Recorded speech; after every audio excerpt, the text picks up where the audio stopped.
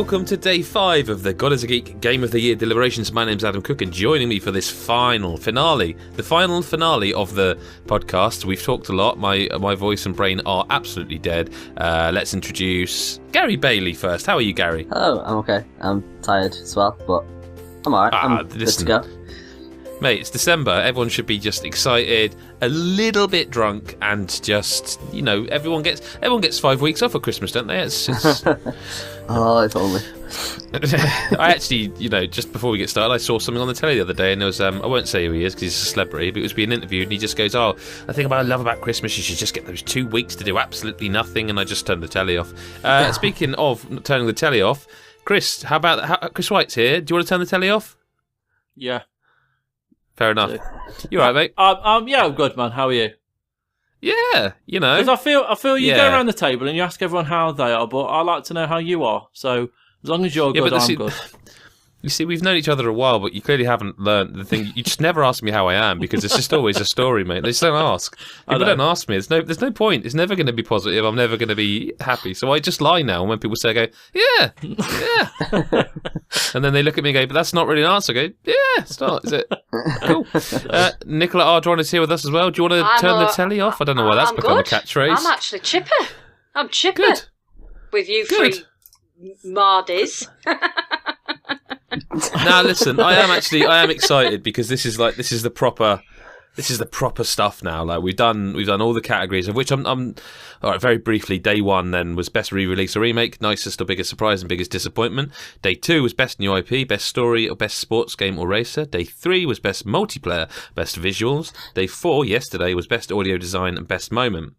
Today, then, we're starting with most anticipated for 2017, a top 5, and then we will finish off by doing our game of the year, which is top 10 of the year. And, you know, obviously, ultimately, it's crowned the best game of 2017. But before that, I haven't really plugged this a lot, but, you know, just to let you know, on Patreon, patreon.com/GodIsAGeek, for $1 a month, you will get podcasts early, including this one. This, you know, if you're not a patron, you're getting this on Friday. If you are a patron, you got it yesterday, and you already know what our game of the year are.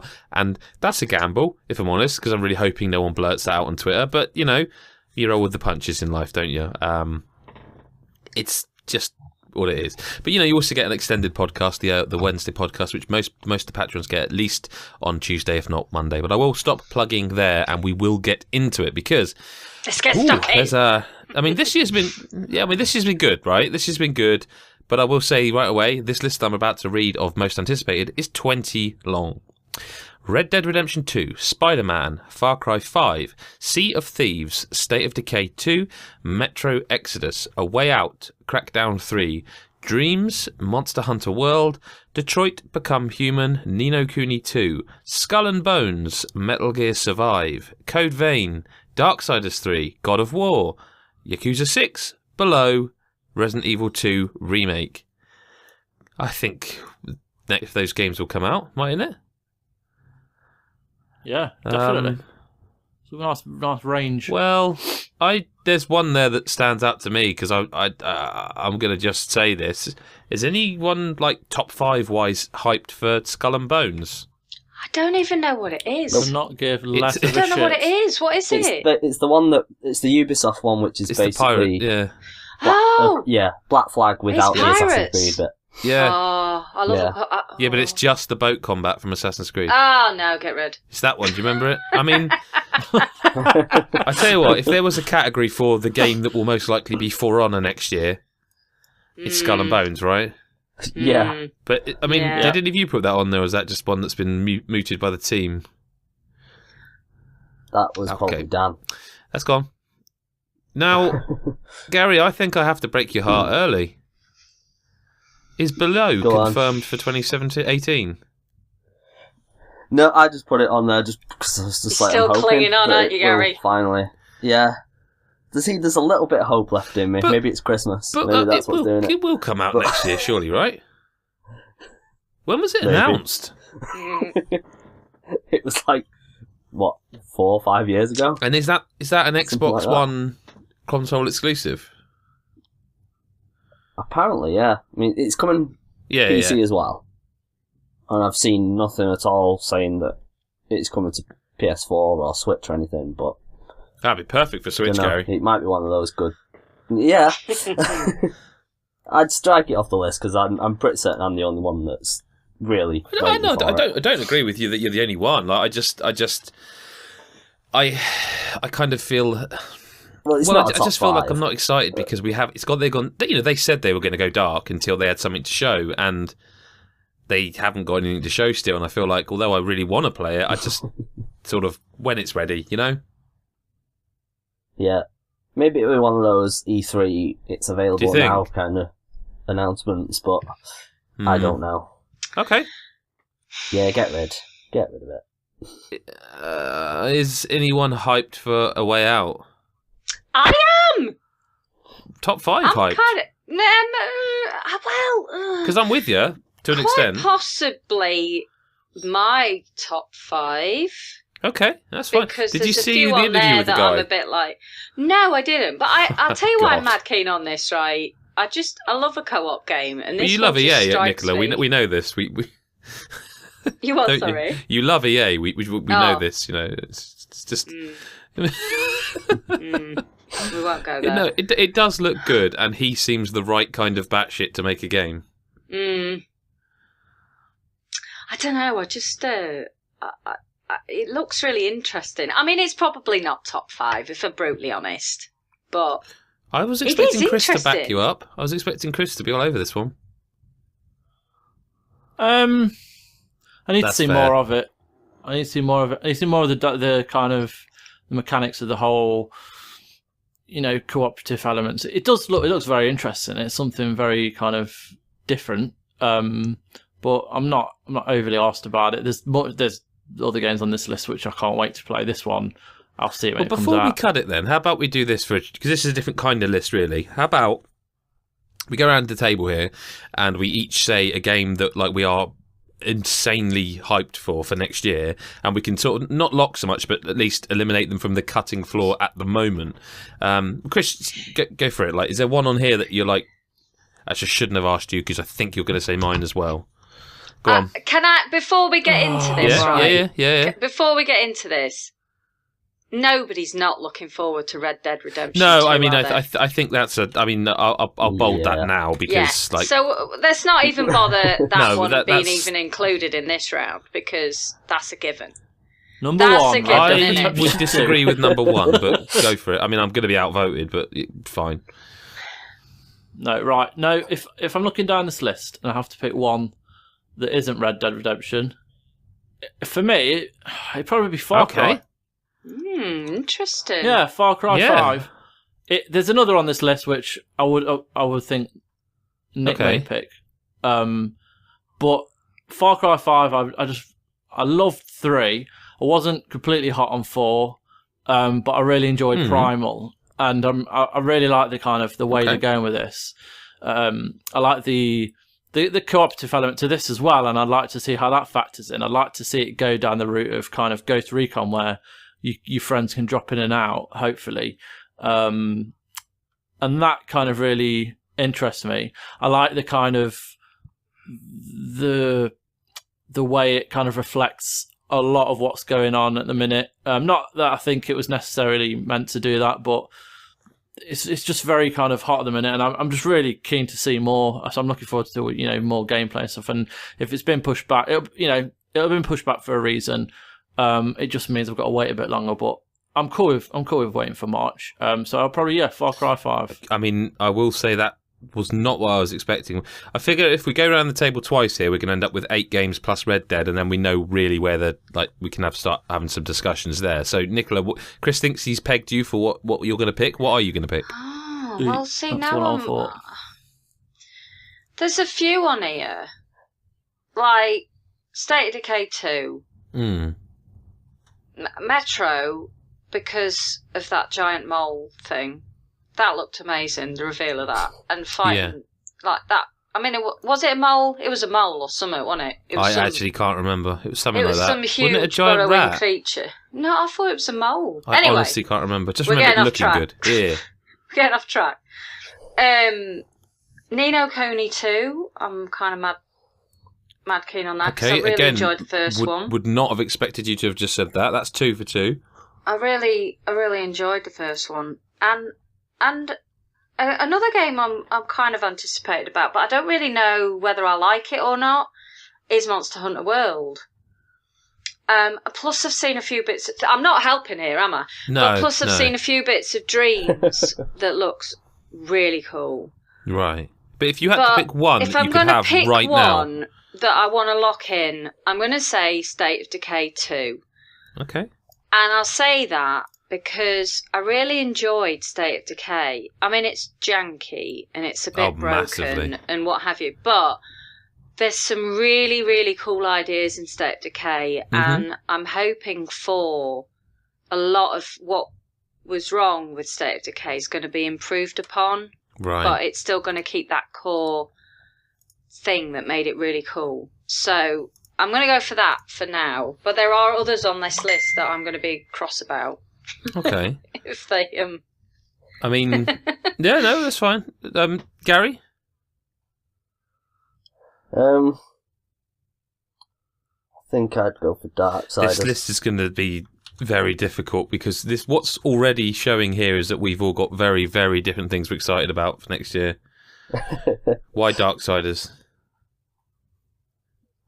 I've been waiting long for this next one. I mean, Are you not worried at all? Okay, no, I'm very worried. That's the thing. Like other people I spoke to, they're looking at it and go, "No, I'm not sure. I don't like the look of it." But it's not the look so much. Have you actually seen any gameplay? There was some gameplay got out somewhere.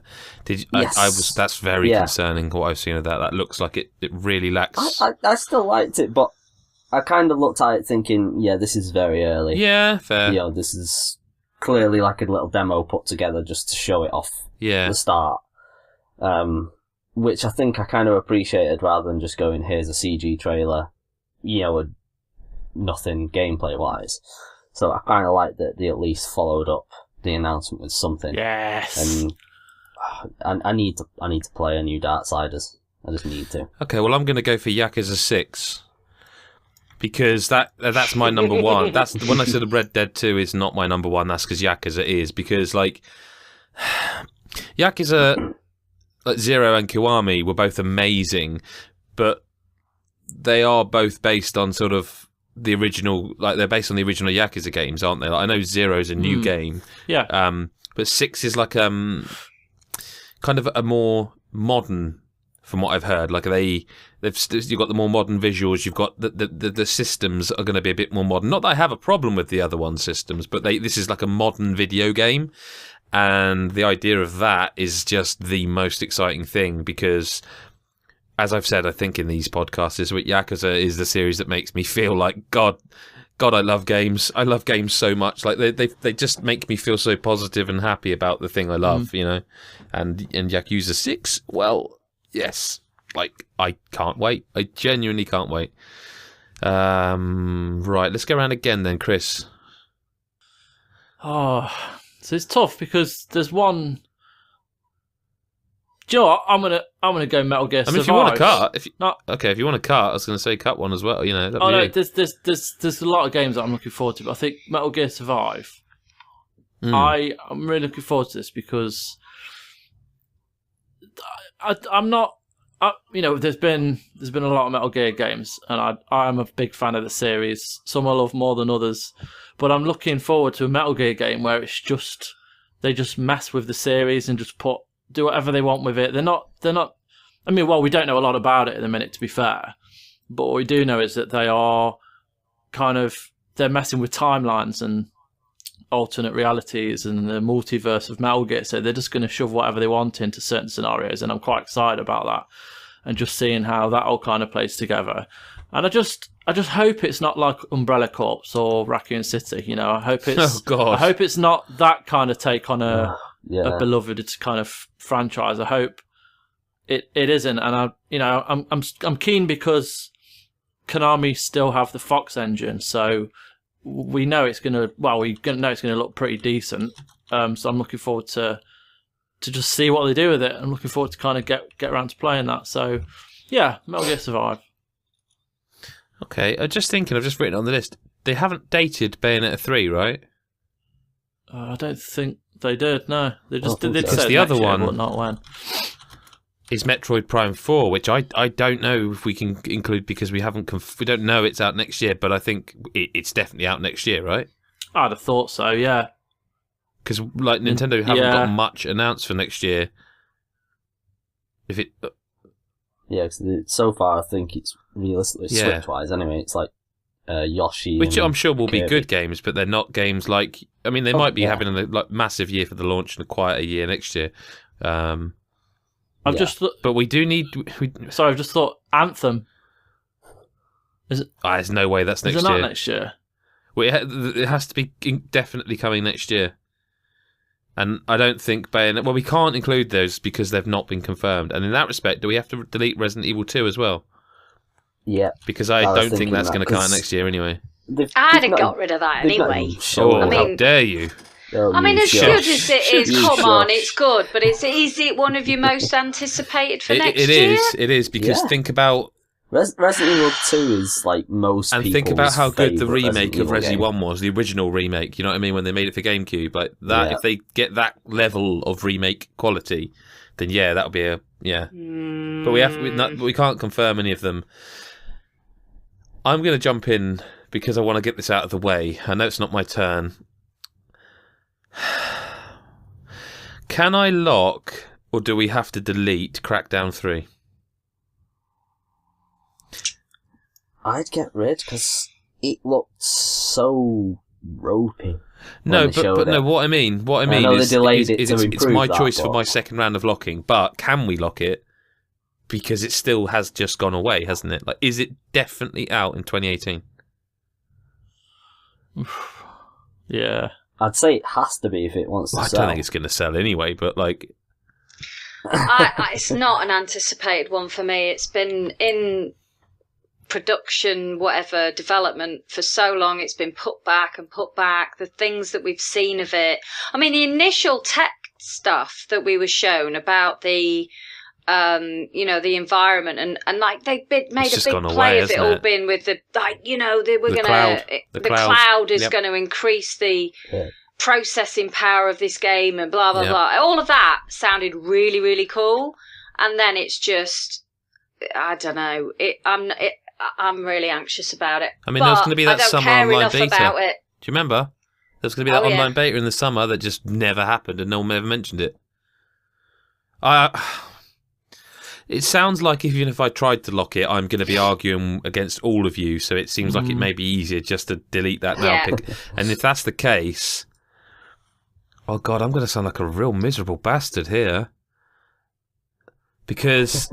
Move that cursor away, Adam. No, that's not why it's there. I think the only one out of them that I feel like God of War is an interesting one, right? Because I fucking love God of War. I love that series because it's just nonsense. Like, it's just Angry Man is Angry, the video game, and that's fine.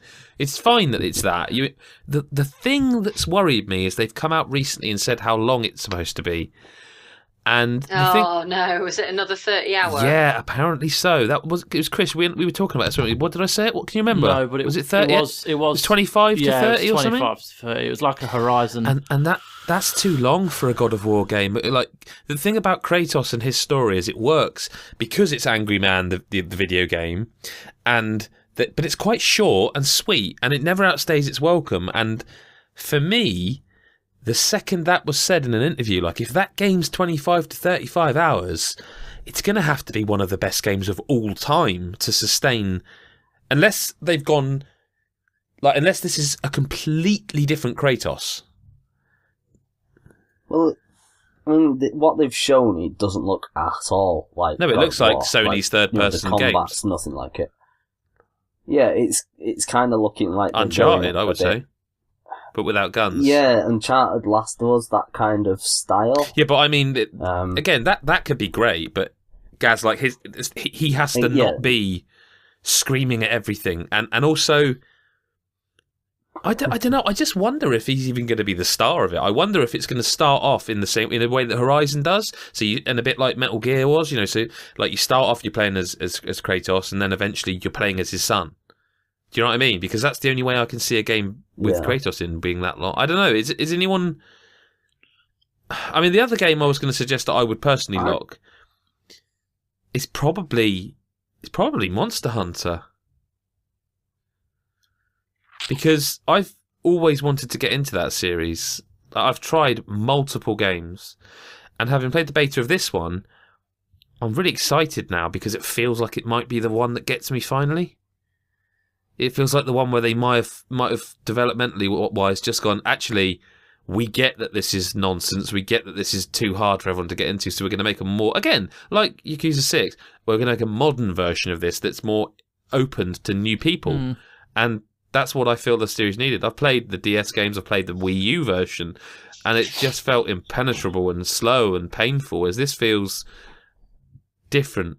So I kind of, and it's also out in a month. I think a month and a half. I'm really excited to play it.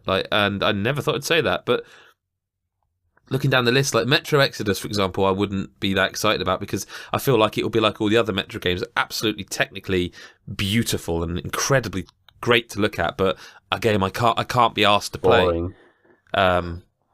They're boring. Yep. Like the first one, I finished it, but I kind of like by the end I was just like, just end, please, just finish it. The second one I just couldn't even get into. I was just like, it's exactly the same game. I don't care. It doesn't help that, to be honest, it's based on originally like one book, which was dull as fuck. And just completely uninteresting. So it looked pretty cool, though, didn't it? That, I mean, it looked great. To be fair, all we've seen is that. So did the others. Yeah, true. But I'm saying that trailer was very good. Yep. I felt. I mean, that was the one that made me go, "Wow!" If that's Xbox One X, you know. I mean, look, I'm gonna put my lockdown as Monster Hunter World, and the only other one I would say it would be normally would be Detroit Become Human, and the reason it's not that. And I think most people who've listened to God is a Geek stuff for a long time will know I like Quantic Dream stuff a lot. But the reason it's not that is because I am really not looking forward to that game coming out because I know exactly what the reaction is going to be right now. And I know what it's going to be like on social media. And I fucking hate that I feel that way about it. I hate that I already know everyone's going to go for that game because they are. And... well, they already have. But that's what I'm saying. Like, I know exactly what it doesn't matter if the game's good or not. It doesn't matter. People have already judged it, and I, for that reason, can't get excited about it because it's a game I'll play, and I'll play quietly on my own and pay no attention to what anyone else has to say because I like those kind of games, and I think that sometimes games like that where they're just like, they're not. Sure, fine. He's not the best writer, and the stories don't always make the most sense. But I just enjoy. It's like the equivalent of watching a Hollywood blockbuster for me, and I'll just enjoy that on my own quietly and not care about all the negativity that's definitely 100% going to be surrounding it. So, Nicola, what would you like to lock down for this one? Your second turn. No one's mentioned Spider-Man, by the way, interestingly. I'm not bothered. Okay. No, I wasn't suggesting you should pick it, but I can hear Gary's teeth grinding. I'm not bothered. I'm a bit torn here. I mean, I thought Monster Hunter, I was locking that, I thought that would help you a bit. But... yeah, that does help me a little bit. But, right, so there's two on here. Okay. God of War I couldn't care less about. Okay. I've tried to play him, don't get him. Plus the trailer of that got on my nerves, so I'm not even remotely interested in it. Okay. Just like, tough dad. Didn't like him. Code Vein. Yeah, I mean, kind of interested in it, but I don't know an awful lot about it at the moment. Don't you feel like 12 months ago, this conversation is you and me fighting for that game?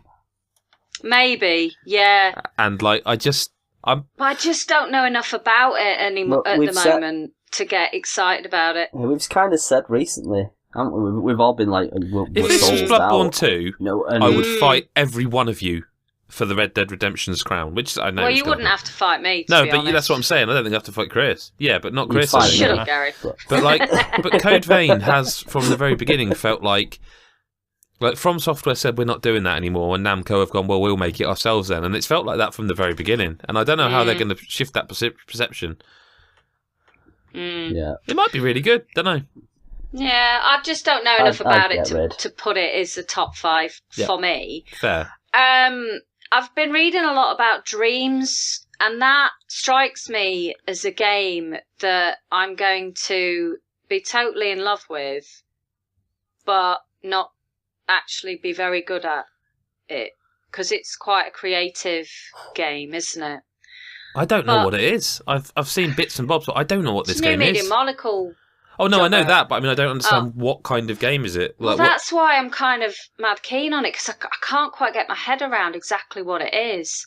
Yeah. And it looks really feels like interesting. A game it feels like it's the sort of game that's made for like this share generation. Oh. You know, it's like you kind of you're almost making like a movie. Not Share the Singer.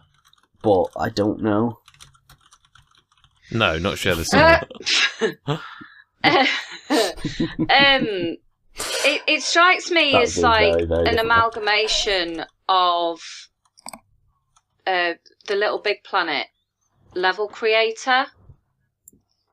And that fascinated me, the level creation stuff that the community did with Little Big Planet.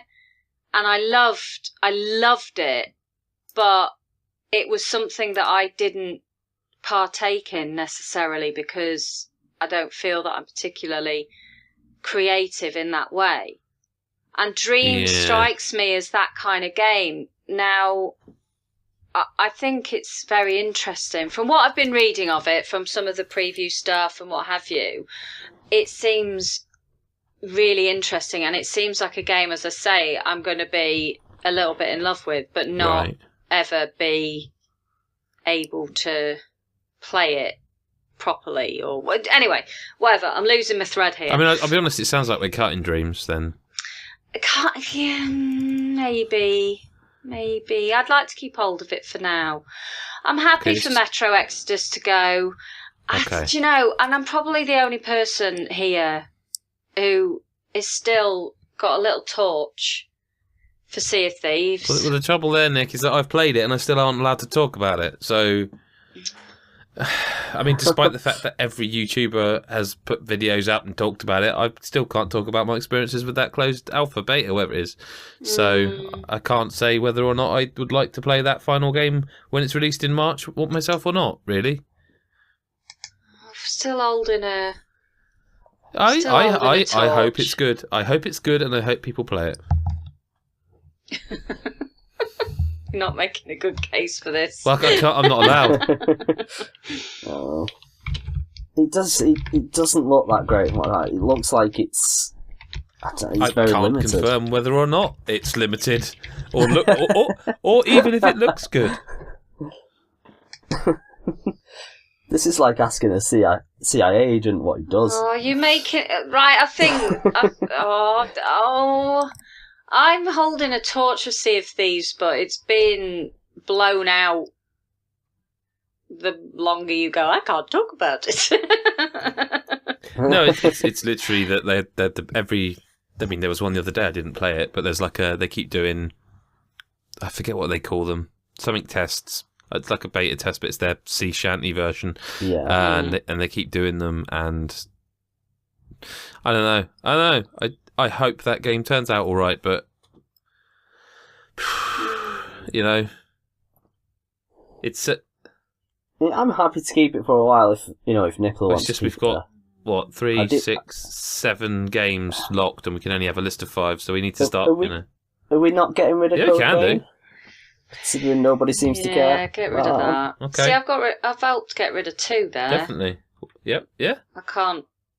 What about God of War? What does Chris have to say? I'm happy to get rid of it. I'm looking forward to play it, definitely. But yeah, same. There's loads of games locked, loads of games to get rid of, so it needs to be. What about that other Sony game that I've forgotten the name of? Days Gone. Is that actually confirmed that it's out? I would bet that that's... Yeah, I think it was confirmed for March, wasn't it? It probably will be. But do you think it'll really... Well, we all forgot about it. I actually think it looks really good, but I don't know if it'll be a top... Yeah, it looks alright.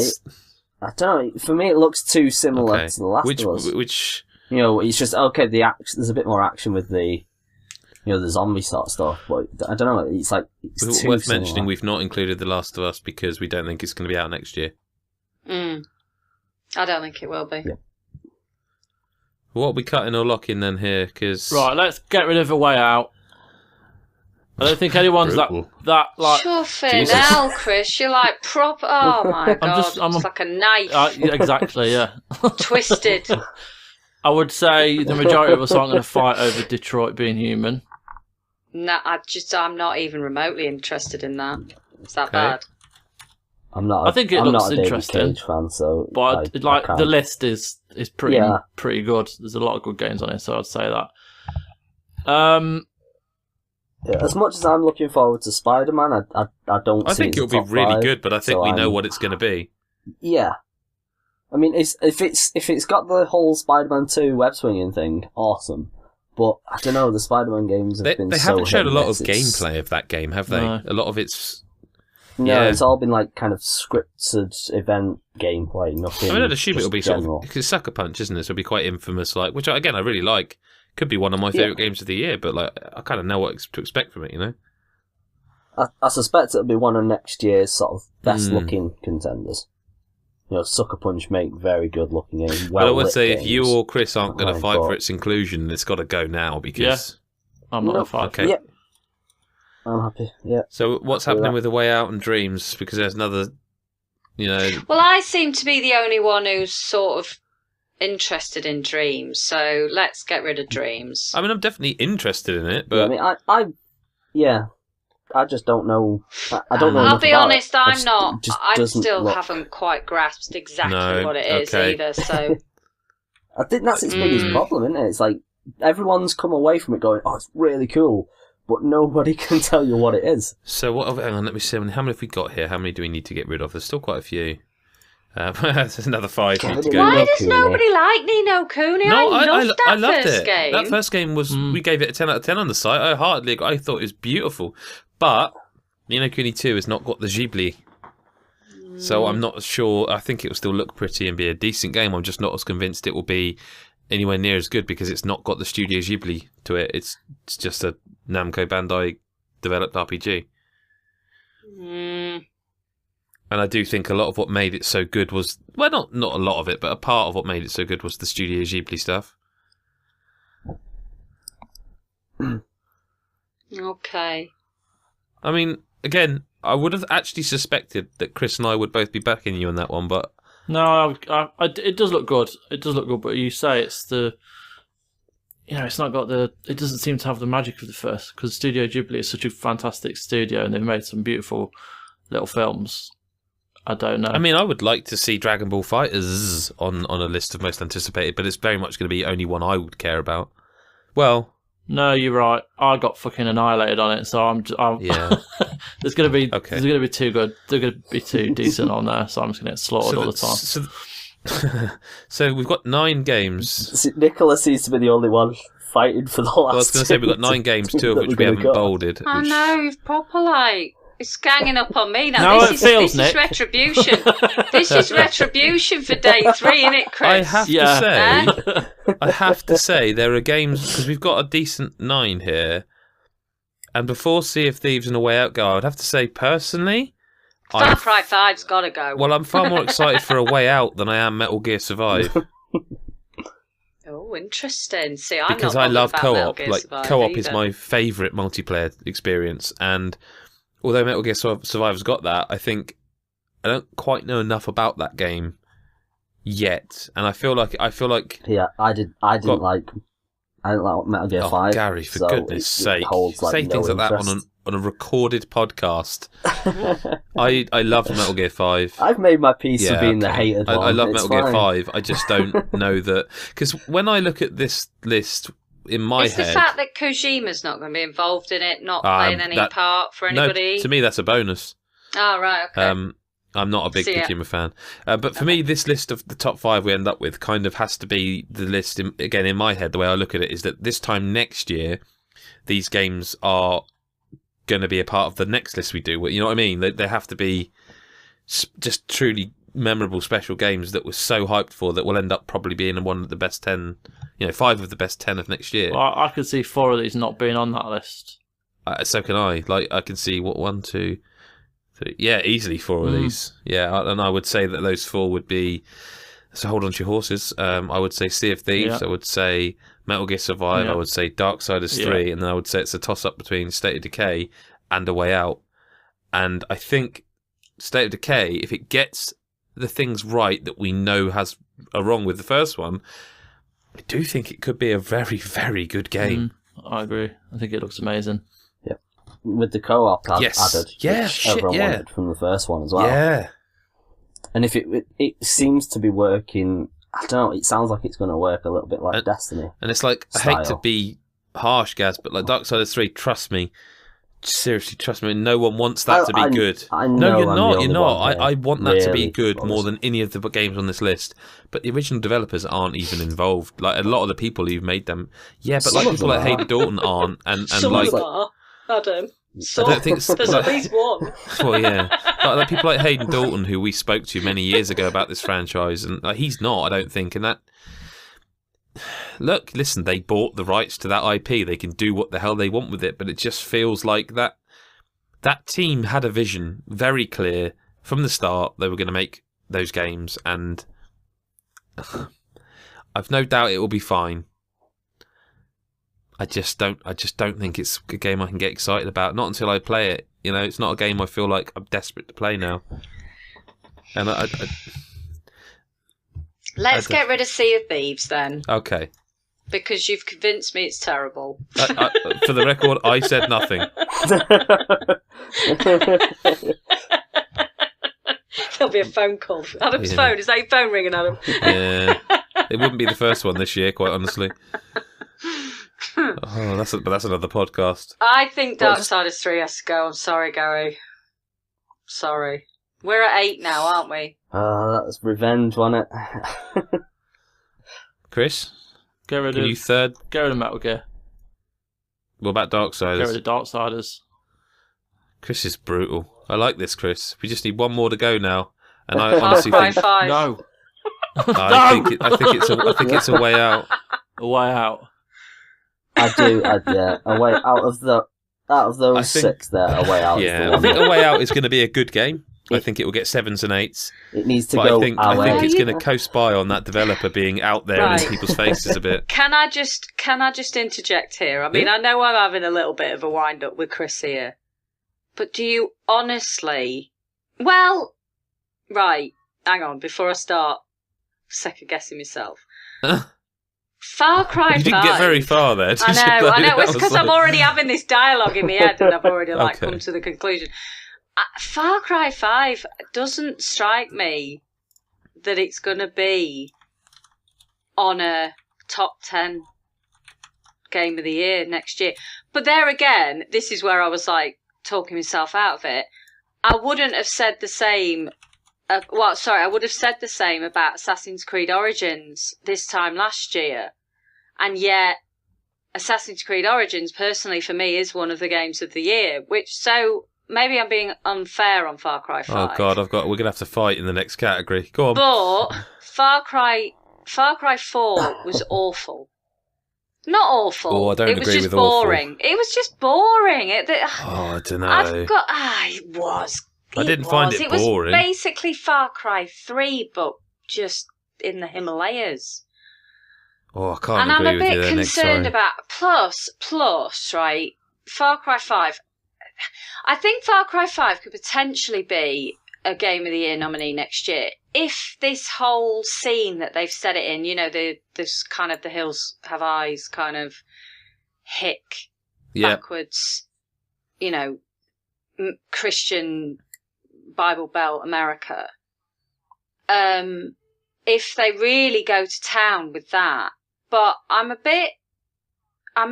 not entirely convinced that Ubisoft are going to have the balls in this current political climate. Oh, they definitely won't. To do that in the way that would make it truly a game of the year next year. I just think it's going to be tonally a bit all over the place, a bit like Ghost Recon Wildlands is tonally all over the place. And I'm not convinced. Personally, I'm not convinced that Far Cry 5 should be in the top 5.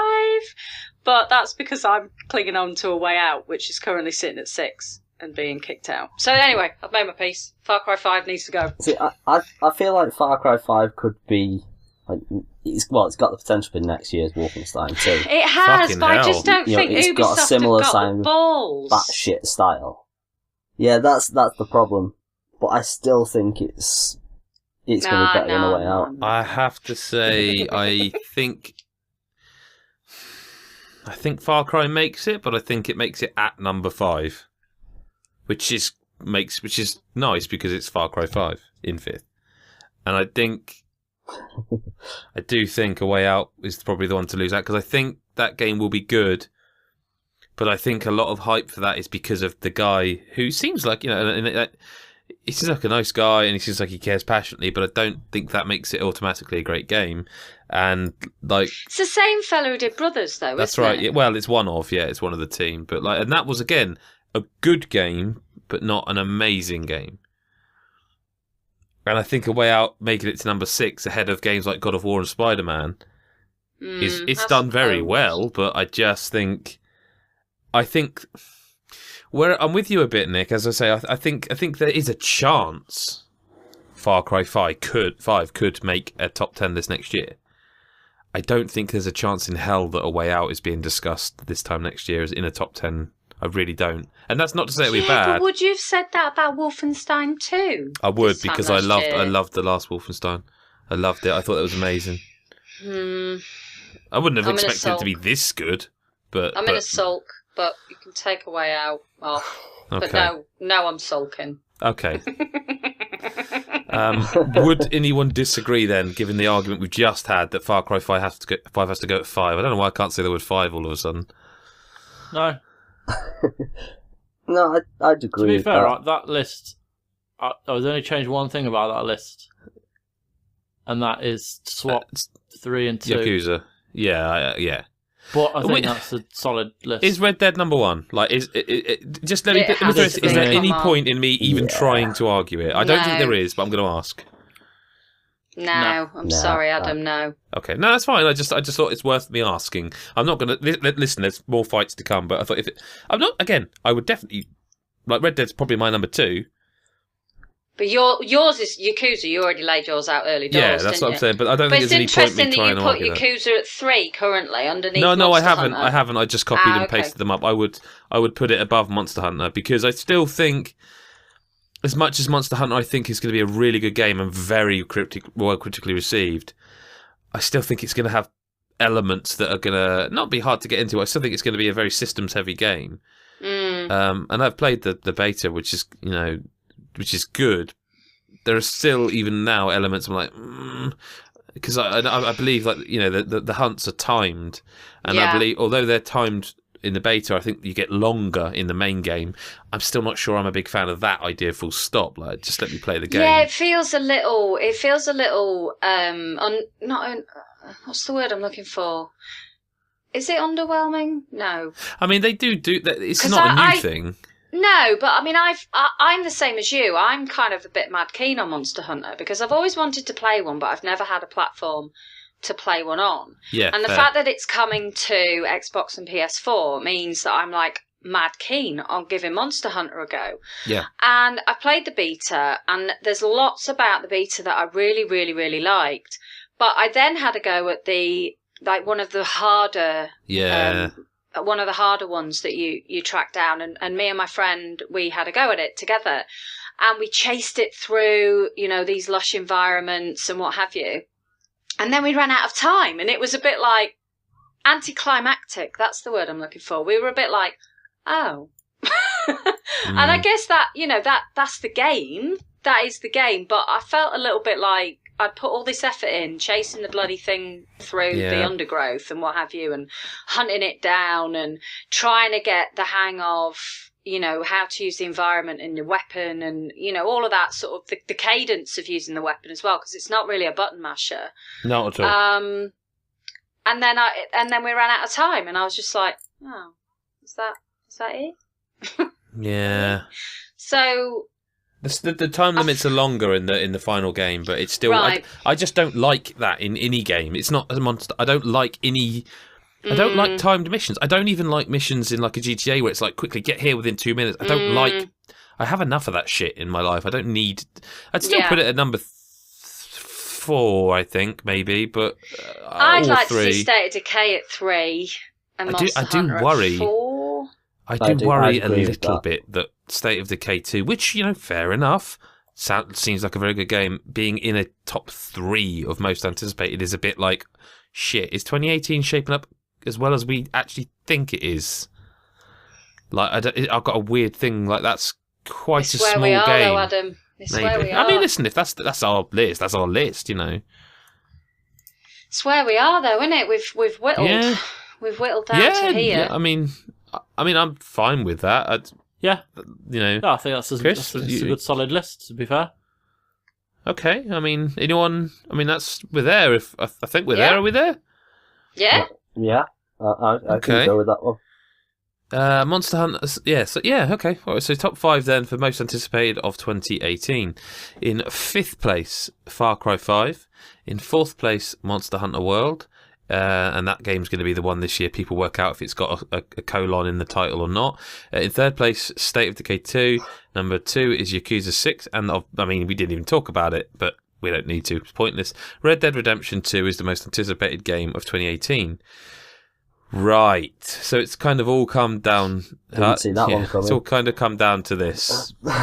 25 games we've got listed. I think we've got them all included here. They may even be on the list twice. Some of them.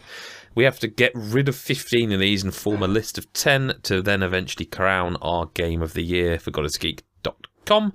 The 25 games under consideration are The Legend of Zelda Breath of the Wild, Horizon Zero Dawn, Resident Evil 7, What Remains of Edith Finch, Persona 5, Nier Automata, whatever you want to call it, Yakuza 0, PlayerUnknown's Battlegrounds, Prey, Super Mario Odyssey, Wolfenstein 2, The New Colossus, Night in the Woods, Neo, Mario Kart 8 Deluxe, Mario plus Rabbids Kingdom Battle, South Park Fractured But Whole, Injustice 2, Cuphead, SteamWorld Dig 2, PES 2018, Destiny 2, Middle-earth Shadow of War, Assassin's Creed Origins, The Evil Within 2, Uncharted The Lost Legacy.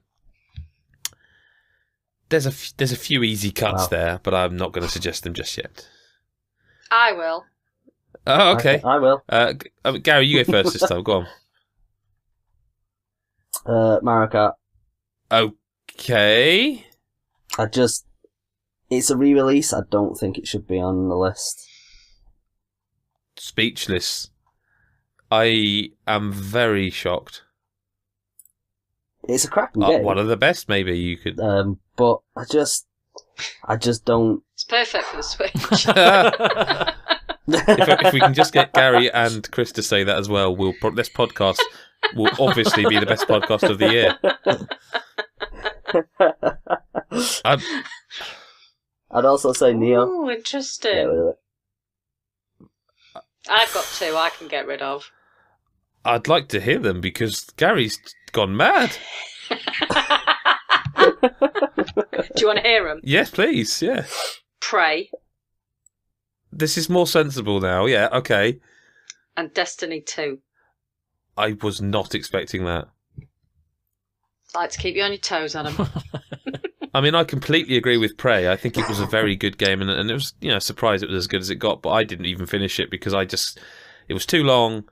The combat took way too long to be manageable, and I just found myself fed up with it. It had some really cool ideas, and the glue. I liked it. I really liked it. Yeah, you did. I remember you give it 8. 8. Yeah, I really liked the game. But I don't think that it's top 10. There's stronger games in that list. For me personally.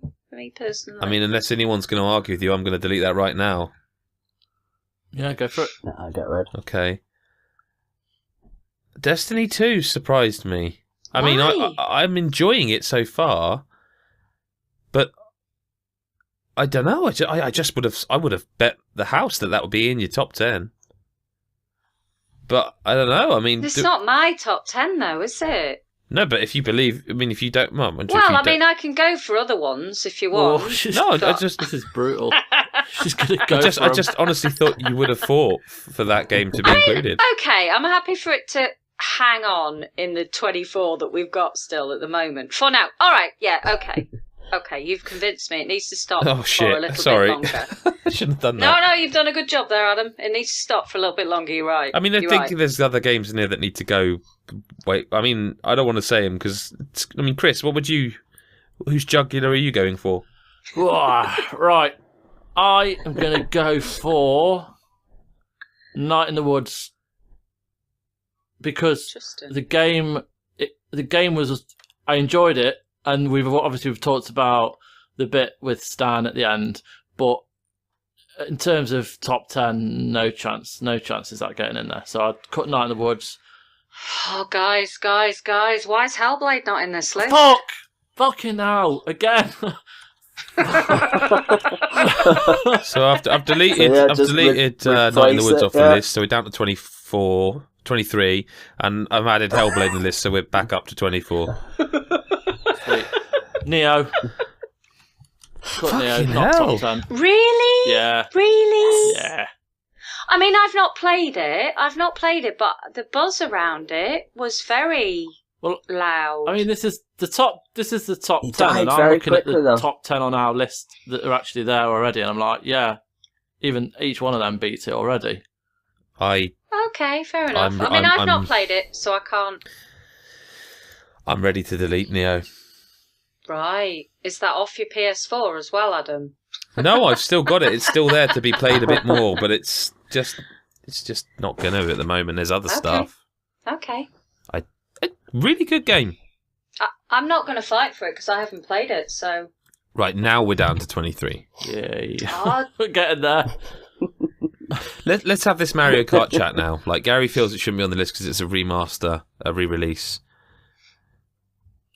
But Plus, PUBG I mean, isn't even out officially at this If you point. look at So we have to make a call here on whether this list has criteria. We have to decide whether it can't be on the list by because the time I just feel like, look, if PUBG, regarded, I mean, by the time it's out, it should in theory be 1.0, but it's not. We can't talk in the future tense. We have to say if PUBG is purchasable and if it's one of the best games we've played as a group this year, it has to be on the list, I feel, because you can buy it and play it.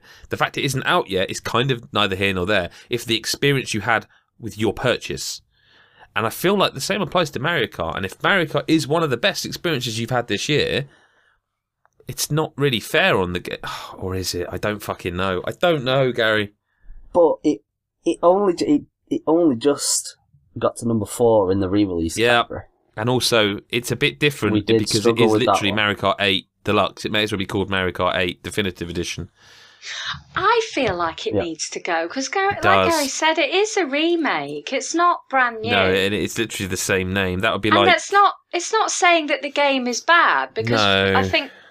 I mean, we all agree that it's a good game. It's just it's not. But it would be like giving a game a top 10 spot that was called, like... It'd be like giving Dishonored Game of the Year edition a slot. Yeah. Okay, Yeah. okay, it's gone. It's gone. I see you deleted it without asking me. Well, hey, it's fine. Yeah, I did, Chris. Yeah, because you've just had Hellblade added, No, all right, and it's fine. No, I won't Do you have it on feel- the list anyway. no, I know. See, we've got we know one another. I think we could say right now that Mario, Horizon, Breath of the Oh, Wild God, all yeah. locks. I think we I think have to that just goes say without that. saying. I can don't put them in think bold, but I it's wasn't even going to bother because it just seemed like a yeah. Of course. 22 games. I'm going to pick the simple one and say, Gary, I haven't finished it. I played 2 hours of it. Does The Evil Within make a top 10 of this year? I don't think it does from what I played of it. I think it's doing well to No, be I mean- in the conversation, and it's worth a shout. Yeah. If it was like my personal list, it'd be like probably at number Right, 10. You yeah. know, that kind of. It'd be at Okay. the bottom end of that top 10. I just thought it was so much better than it had any right to be, essentially. And I really enjoyed it. But yeah, it's Okay. not a top 10 I mean, I'm not asking you, Chris, on this occasion because I know you haven't played it, and the same to Nicola. No, it's fine. Let's not get our imaginary human resources department involved in this. I already have. Chris, we're on speed dial, mate. Ready? Well, I did touch you that time, admittedly. So, what are you? That might have to be cut. Speaking of cuts, Chris, what do you want to cut? Right. I'm going to cut PUBG from this list. Right. Ooh, controversial. I'll tell you what. I'll tell you why. You're going to have to, mate. You're going to have to. I will, mate. I will, right? You're going to have to, Chris. You've got 3 highlighted. I can see a lot of other single-player games that I've enjoyed this year. I also think PUBG on the Xbox is awful. And yes, it's been out on the PC for a long time and it's entertained a lot of people. But if you're releasing a game on the Xbox, and I get it is early access, right? But it's horrendous. It's just janky, terrible textures. Visuals are really appalling. Chris, it's almost like they're trying to put a game on console that shouldn't be put on console. Exactly, right? And like having a game on there, one of the kind of the most important things, bar the audio, is to be able to see any of the 100 people running around. Or just be able to open a door, because when the texture's loaded in, it's quite important. And it's horrendous. Like, you can't see anybody. You very rarely see anyone, and it's not good enough. And if we're talking about game of the year, I don't think it should be. I think for experiences of online and stuff solidly on a PC, then there are moments, but it's the same thing over and over again. And I don't know. I just think there's 10 games that I thoroughly enjoyed on this list that gave me. Can we? Oh, it's like can we keep PUBG for a bit? I understand what you're saying. I do, but like, and I'm not. PUBG has, whether you agree with it or not, become something ungodly, essentially. And I don't think it's the absolutely best game ever made, the way certain people talk about it. But I think cutting it when there's 21 games on the list, like, I would like to. I'm not ready to see that go yet, because I want to see how this list shakes out a bit. I'd agree. I do understand what you're saying. Like, the Xbox version is terrible. Like and the biggest problem with the Xbox version is that they have been bad at messaging it.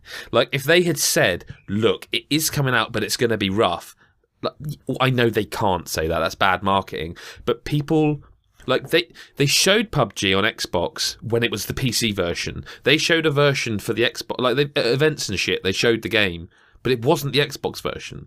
So they've given expectations of what that first version of it would be, and it's like Xbox have had a rough year.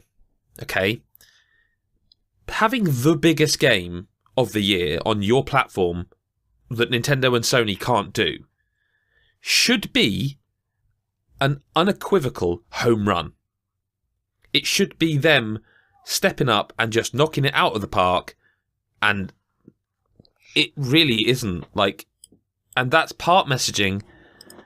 I just wonder why they've put this version of the game out and why they haven't said, "Look, it's not ready to ship, even into a preview program. We're gonna give it a couple more months." It's I think it needs to stay on the list because the PC version is going to hit 1.0, has another map, and it has some incredible moments, and I can see it sneaking the top 10.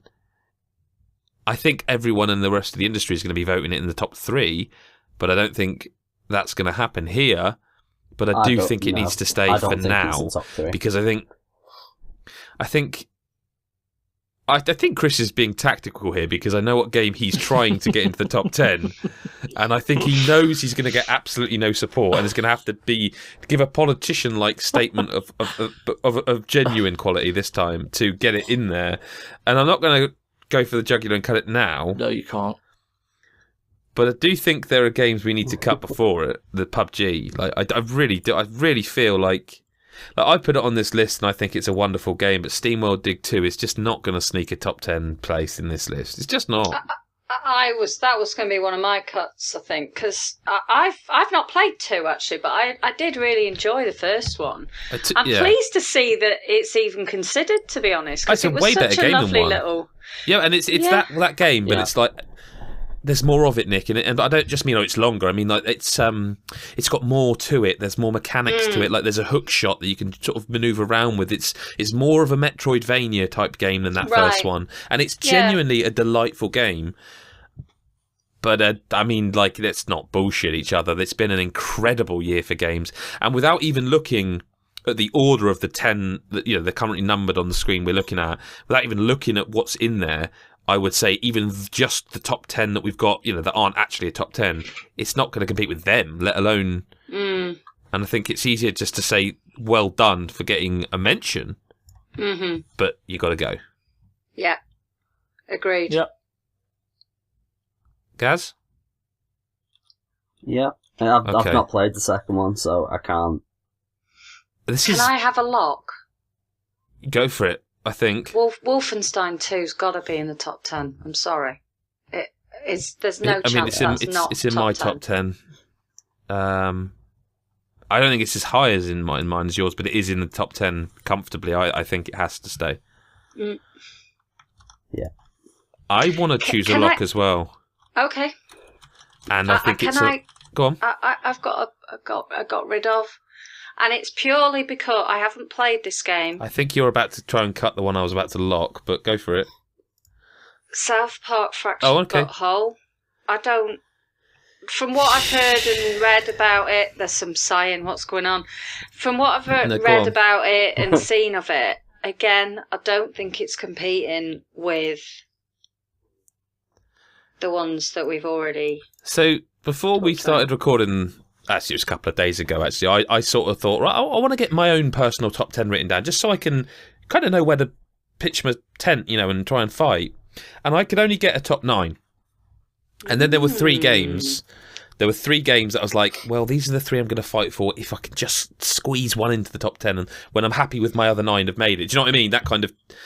And one of those was South Park. But since writing that list of the other 2... having really sat down and thought about this year about what I feel have been like the fucking amazing games, one of those 3 kind of has usurped the other 2 and made it into something I'd really like to see in the top 10. And so I'm going to suggest as a lock. And I'm not going to say, oh, this is definitely top 3. I think this is just a game I'd like to see in the top 10 if it all shakes out in that way. And that's Injustice 2.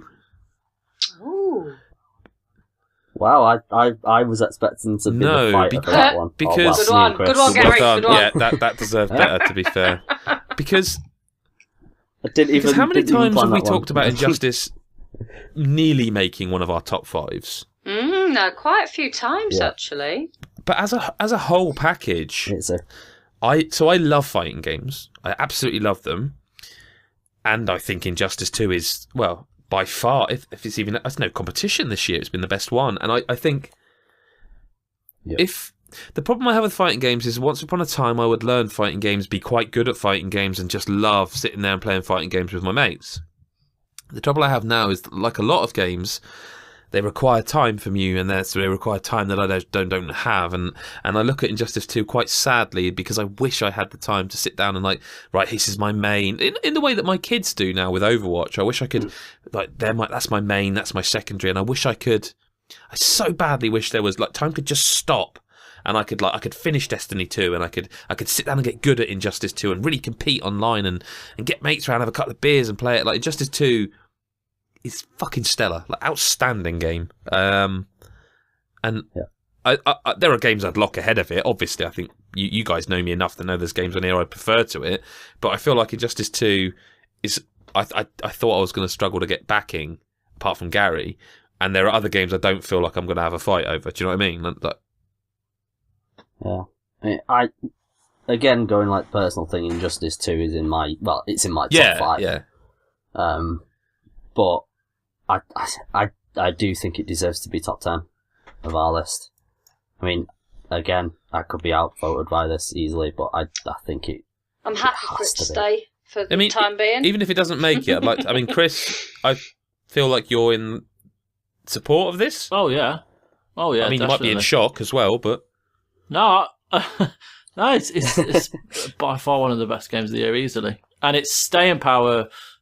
For me, I've played it throughout the year, and especially with the DLC packs, where they've added Yeah, that's, Atom again, and I've been meaning to Hellboy play and, them. You know, Hellboy, like, yeah, fucking Hellboy. I've been meaning to. and Like, Hellboy's ace. His like ultimate is just fucking. It's quality, and just the kind of the staying power that NetherRealm have had with it. It's just there's a strong community for it still, and you know the Teenage Mutant Ninja Turtles are going to be in it soon. That's just that. Oh my that's God, I incredible, forgot about that. You know, that's amazing. Yeah. So yeah, yeah. So Nicola's original cut there that led to my Injustice 2 passion piece was South Park.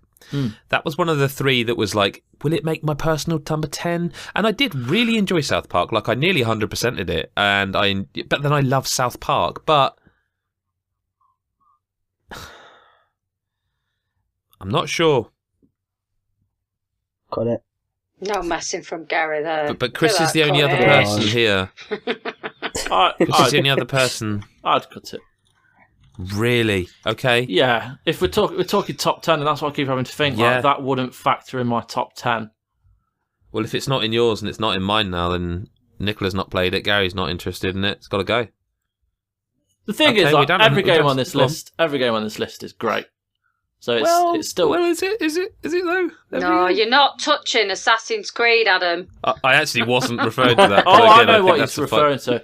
And you know what? If I have to fight for that game just to be at number 10, I will fucking fight for it. I think you're gonna have to. Is this Shadow of War? I don't think we need to say any more on that yet. I think that's coming. I can't hack Falling Out of Your right like now. I'd rather let's do a few leave it games until the end. first. So then we've only got. So then basically, I've just got to read the 10, and we can say goodbye and have a good Christmas, and that's. Poor Chris. Mario plus Rabbids. Yeah, sorry, Gary, go on. No. You all know it. Resi 7. I mean, with the caveat that a lot of these are being locked, and we're going to end up with 15 still. Do you know what I mean? Yes, but yes, yes, because it's in mine, and I think Chris would back it. It's a absolute cracking game, and I just think it's nice to see. It references the old games, but it really kind of brings it forward. Like it brings it into like the modern era, and it does it very, very Mario well. plus Rabbids Kingdom Battle. I think it doesn't quite make a top 10. I think it's a great game that is really surprising. I think the difficulty is far too spotty. I don't think it's a smooth game in that respect. I think like that. Some people have said to me like, "Oh, I found the fifth world really hard." I pissed that because I was so overpowered by that point. Whereas yet the third world, what was it for? I can't remember how many worlds there are now. Whatever.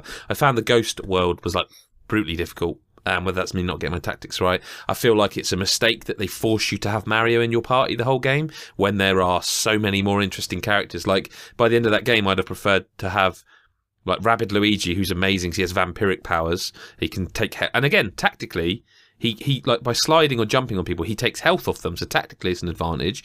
I would have rather had Peach because she can heal. I think Rabid Peach as well is excellent. I just feel like Mario is the least interesting and fun character in that game. And although, it's not in my personal top 10, let's put it that way. I really liked it, and it's an outsider, but I just feel like, again, that's a game that if that becomes a sort of sequelized, the second one will be incredible. But that one, I think, needs to go. I mean, I enjoyed what I've played of it, but I wouldn't be... I mean, well, it came with my Switch and I sold it because I wasn't that bothered about it. So, I suppose that kind of says it all. But I did at least get to play some of it, and it's good fun, but it's the sort of game I'll pick up. Even though you already owned it. Yeah. Dirt cheap down the line. I mean, you had it, and you're going to pick it up again. That's fine. Yeah, well, I sold it to a friend because they wanted it for their little boy, and that was the Christmas spirit is alive and well in Gary Bailey, isn't there? I have my moments. Chris, have you played it? Only a little bit. I basically got the Switch and then just played Mario Kart and Mario and Breath of the Wild. So I've played enough to kind of I think it's good fun, but again I can't say because I've not got into the kind of real nitty gritty of it. So it goes, doesn't it? Yeah. 18 games. 18 games remain. I'm never going to do it, am I? Mate, I'm starting to get worried about a couple of my absolute favourites here. So right, can I make a lock? Is that all right? Depends what it is, Chris. Well, I don't think you're going to disagree with me, mate. Okay, I thought it was going to be something else. Nier Automata. Yep. It has to be in this list. We'll fight to the death for that game. Because I will spend 7 hours fighting for that. It's one of the most original, creative games of the year, with some of the finest combat to date. I think it just visually, it does things that I've never seen before. We talked two of the moments were featured in our best moments. There's 10, 20 more. Some of the boss battles that aren't the ones we were talking about are amazing. The different endings, just the randomness of it, the questions it raises. Just he hands down beats Kojima for creativity in that game, and I just want to go back and play it. I just want to keep playing it forever. Yeah, because it's just amazing. In the interest of full disclosure, I did get a sort of little Christmas card type thing off of Yoko Taro. We did put it on Twitter, so people know. But I'm 99.99% recurring sure he had nothing to do with it. But he says, where is it? I've been ordered to write this message card by my overlords at Square Enix, and apparently the purpose in doing so is to get you all out there who supported us to dredge up your memories, so that we can have a pop at getting the Game of the Year award. I personally think that this plan is insane for the following reasons. Firstly, a myriad of great and wonderful games have come out this year, so it's not really the time for something like Nier to aim for a GOTY. He actually says GOTY, by the way. Secondly, if we're going to send the fans something, it really should be a much more thoughtful gift, like cold hard cash or something. But hey, this kind of short-sighted promotion idea could well be a perfect fit for a product as shonky as Nier Automata. And yeah, I mean, it definitely didn't write it, but it's in keeping with the style and humour of the game.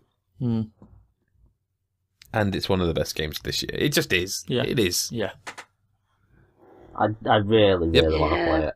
Same. And when you two were talking about the moment and stuff yesterday, it had me making me really, really want to play it. I was supposed to have it this week, no, but I just need Nick to find forgot time. to send it again. Well, let's kick him in the balls because he should... I mean, this is the last easy cut, I think, so I'm going to just say it because someone's got to. I don't know that Uncharted needs to be in the top 10, as good as it is, and it was good, and the characters were great, but like we've locked seven games, and I think there are another 7 locks, and we can only have 10. So, I don't hear anyone shouting for Uncharted again. Really good game. It's a cracking game. But it is essentially DLC for Uncharted 4. Yep. It doesn't exactly do anything new. Even for the series, it doesn't do anything slightly different. And I feel like it's only a standalone release because no one does DLC anymore. Like, no, the days of like getting this great story content DLC. Like, remember the Mass Effect 2 DLC and stuff? Like, no one does it anymore. It's all just like, like Dishonored did it as well. Like these standalone experiences because nobody really makes proper DLC anymore. Like that, you were happy to put 10 quid down and get a new 2-hour bit of story. That's gone away. So although Horizon, well, yeah. Just Resi 7's done. Two games there, guys.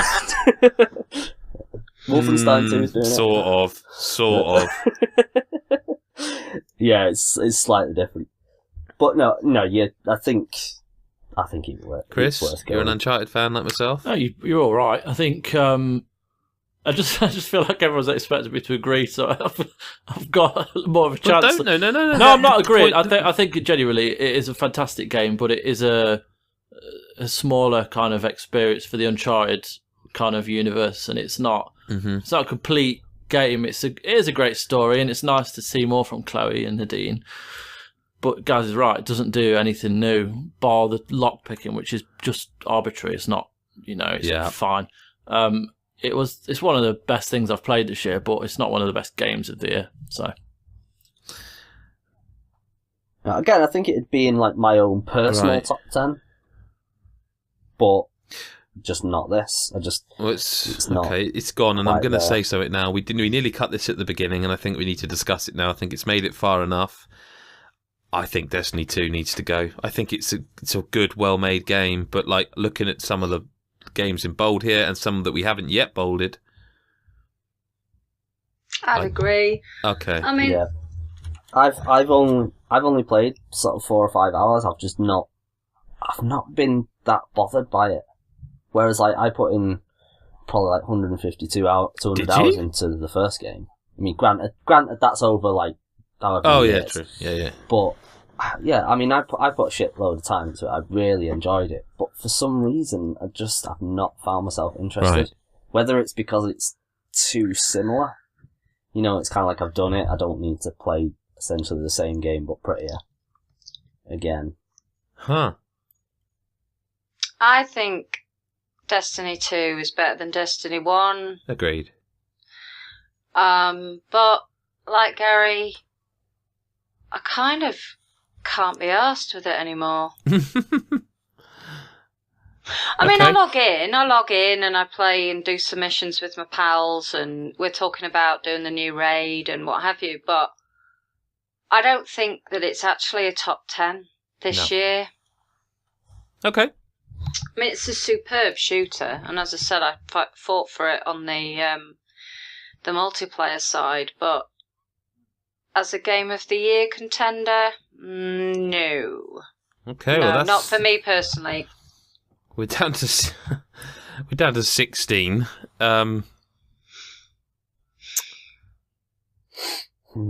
We need to start getting some more of these in bold, or getting rid of some of these. I'm going to say it. Chris is going to be upset. But Middle Earth, gotta go. Nope.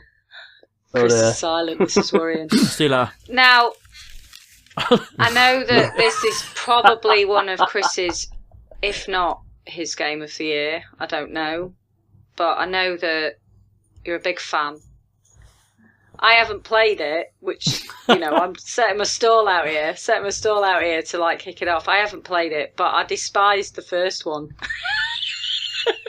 And for that reason alone. This one's gotta go. Sorry, that's just a really terrible reason. So, am I the only other person who has played it? No, I've played. I've No. not finished it, but I've played a fair few hours of it. I enjoyed it. I want to play more at some point, but I haven't found it quite as compelling as the previous one. I started it and I thought this is all right, and then 6 or 7 hours later, I'm sorry, Chris. I love you, but I was bored and. I don't want to play it ever again. And I don't think it's bad, but it bored me, and I felt like it was just everything was taking so long. And as cool as the Nemesis system is and this is on me, not on the game, or maybe it's on both of us, but I feel like I was just playing it the same way. I never felt like it compelled me to change how I played to defeat the people in the Nemesis system, and I don't know why. And I felt like that about the first game, which again I enjoyed but didn't finish. I felt like it never got me, if you know what I mean. Yeah. And I know how strongly you feel about this game, and the only thing I can say is that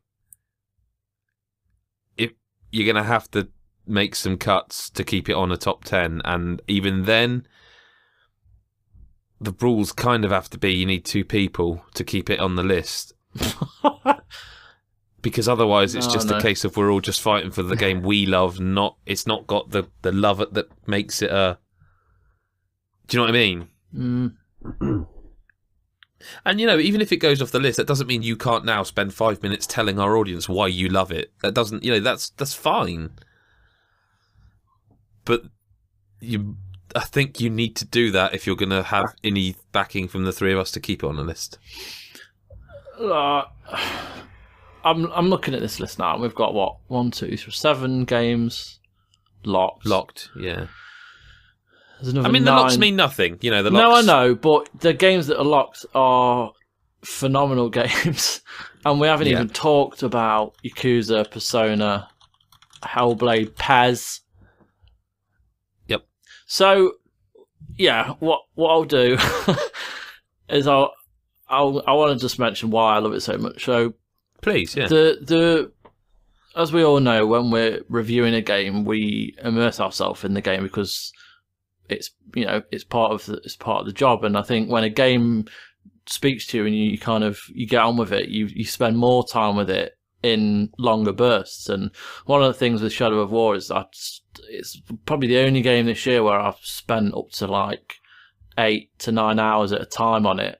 And I was just immersed in that world and going from one area to the next. It's a huge game, and it's kind of like an open world where The Witcher was an open world, where you can't just walk from one end of the map like you can in Horizon. You go via kind of like loading screens to certain ones, but there's like 5 big areas, and they're all different, and they're all very much within the lore of Lord of the Rings. And I loved the story. I think the story and the way it linked the game together was excellent. I love the fact that it's not a typical, do this mission, do a side mission, go back to the main mission, grind, then do another mission. For the first 6 or 7 hours of the game, you are just doing a single player game. There's none of the kind of Nemesis system is involved. You're just doing missions to kind of learn about what's going on since the first one. And then you get to Act 2, and it's all about building your army to take on different kind of fortresses within the world. And the way you build your army, it's so ridiculously kind of deep, and you're one of the kind of the characters in the trailers for it is like this big Aussie orc. He's just like 3 times the size of everyone else, and he becomes your mate. But then one of the twists of the Nemesis system, he turns on you and tries to kill you, and it's amazing, and you're just not expecting it. And then that kind of leads on to when you're playing the game and the gameplay and the whole Nemesis system, where you finally you spent like 3 hours building up one of your armies to get involved in a siege to take one of the fortresses down. And that whole battle itself is just ridiculous, because there's like 30 on 30 or 50 on 50 orcs, and there's like the drakes are there, and there's just everything's kind of kicking off. And you could spend 3 hours fighting through that war, and you finally get to take on like the main kind of the overlord, and one of your guys who's fought with you throughout that turns on you and tries to kill you, and you can take off half your energy, and then the overlord will then kill you a lot quicker than he would have done. And that's because of the Nemesis system and how you play it. And every kind of little thing you do in that game changes it so drastically. And it's just an amazing game, and the kind of the end game with Shelob and how she plays a part in it is just ridiculous. And she's in it very little at the start, and then she comes back right at the end, and the way your story as Talion ends is just unbelievable. I mean, you end up after, I don't even know how many hours, but you end up fighting Sauron in his elf form. Like he's not got all the armor or the black armor on. He's there fighting you, and you have to fight him. And then I suppose I should say the spoilers here.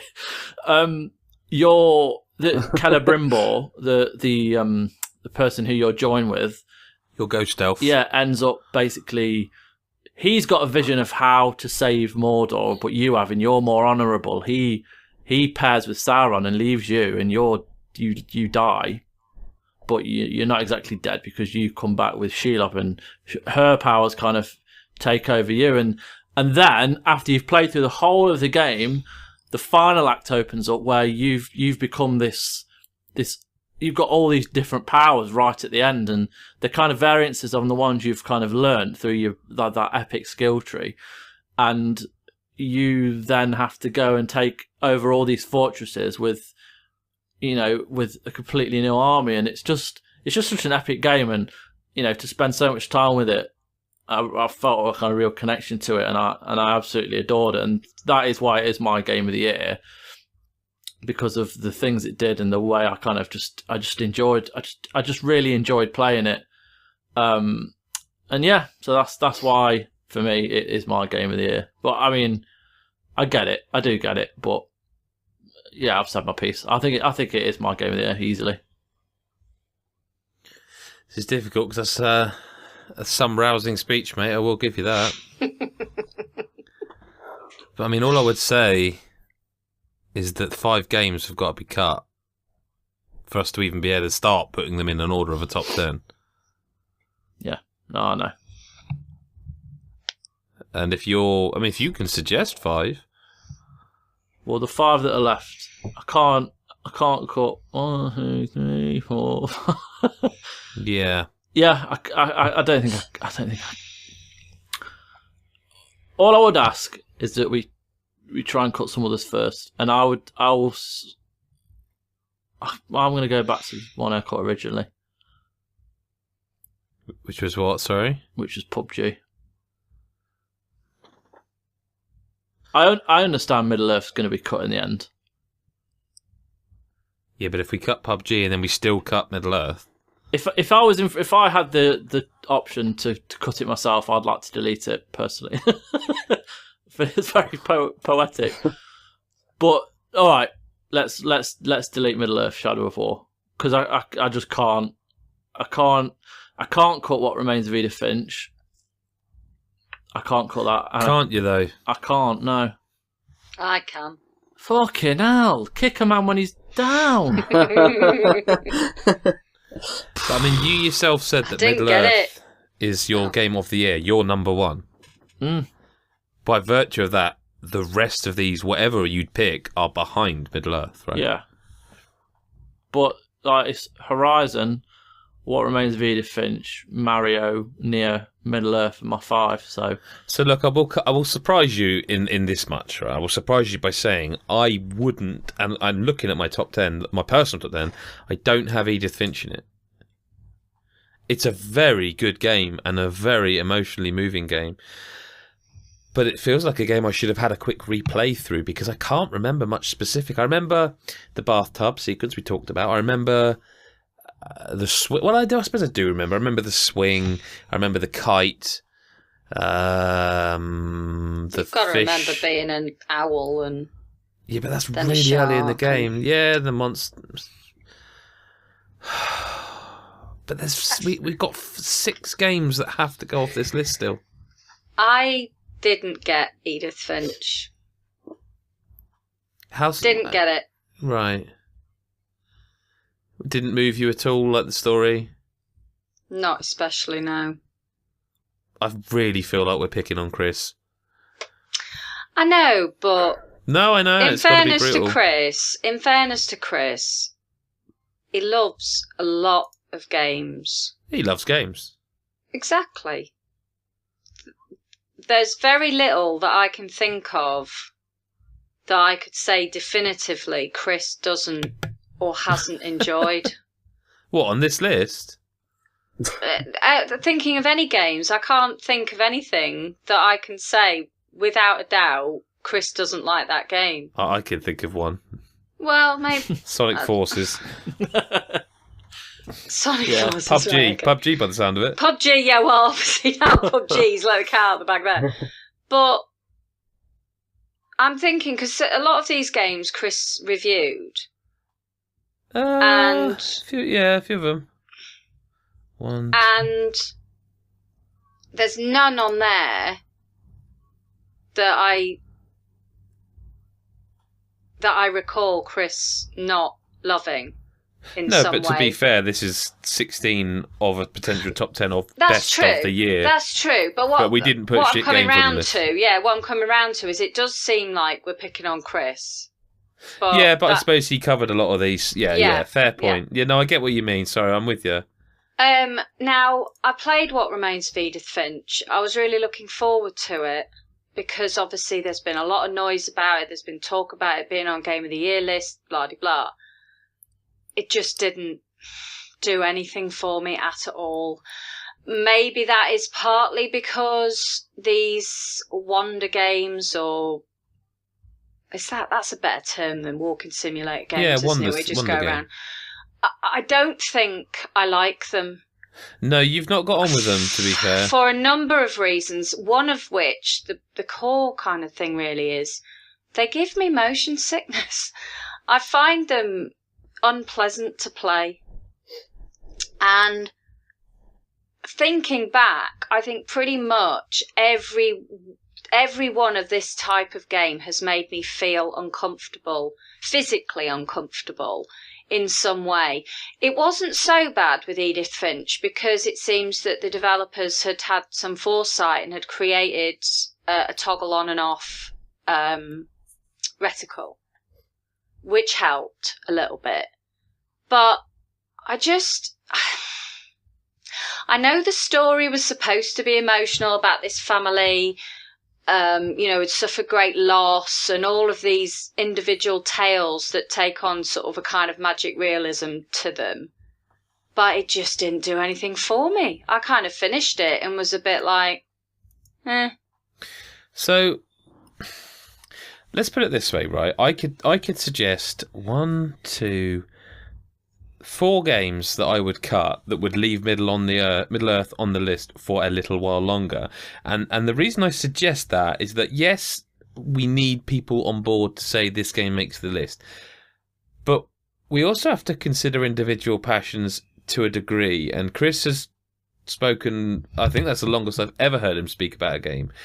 So I think to cut Middle Earth just like that is perhaps wrong when nobody is speaking that passionately about. And there are other games, we haven't had a chance for some of the ones in bold, they're just the locks. But I would suggest that I would agree with Nicola that, like, just by hook of it doesn't feature on my top 10, so I can't back it. I would say I think Edith Finch needs to go. I also think Persona 5 needs to go. Oh, interesting. Because I can't, in good conscience, say, oh, that's one of the best games of the year when I didn't finish it. Because I knew I never would, and like that's not the game's fault, it's my fault. I've moved on in the respect of I can't give one game 100 hours. But I'm just thinking personally, I can't sit here and go, oh, Persona 5, one of the best games of the year. Well, I didn't see enough of it to say if that's true. And I would also, and you won't like this second bit, either of you, I would also say that Hellblade and Assassin's Creed would be on my cut list, but I'm obviously not quite ready for that fight just yet. But the only other person I think is going to fight to keep Edith Finch and Persona 5 on the list is Chris. And given the speech you made about Middle Earth... Look.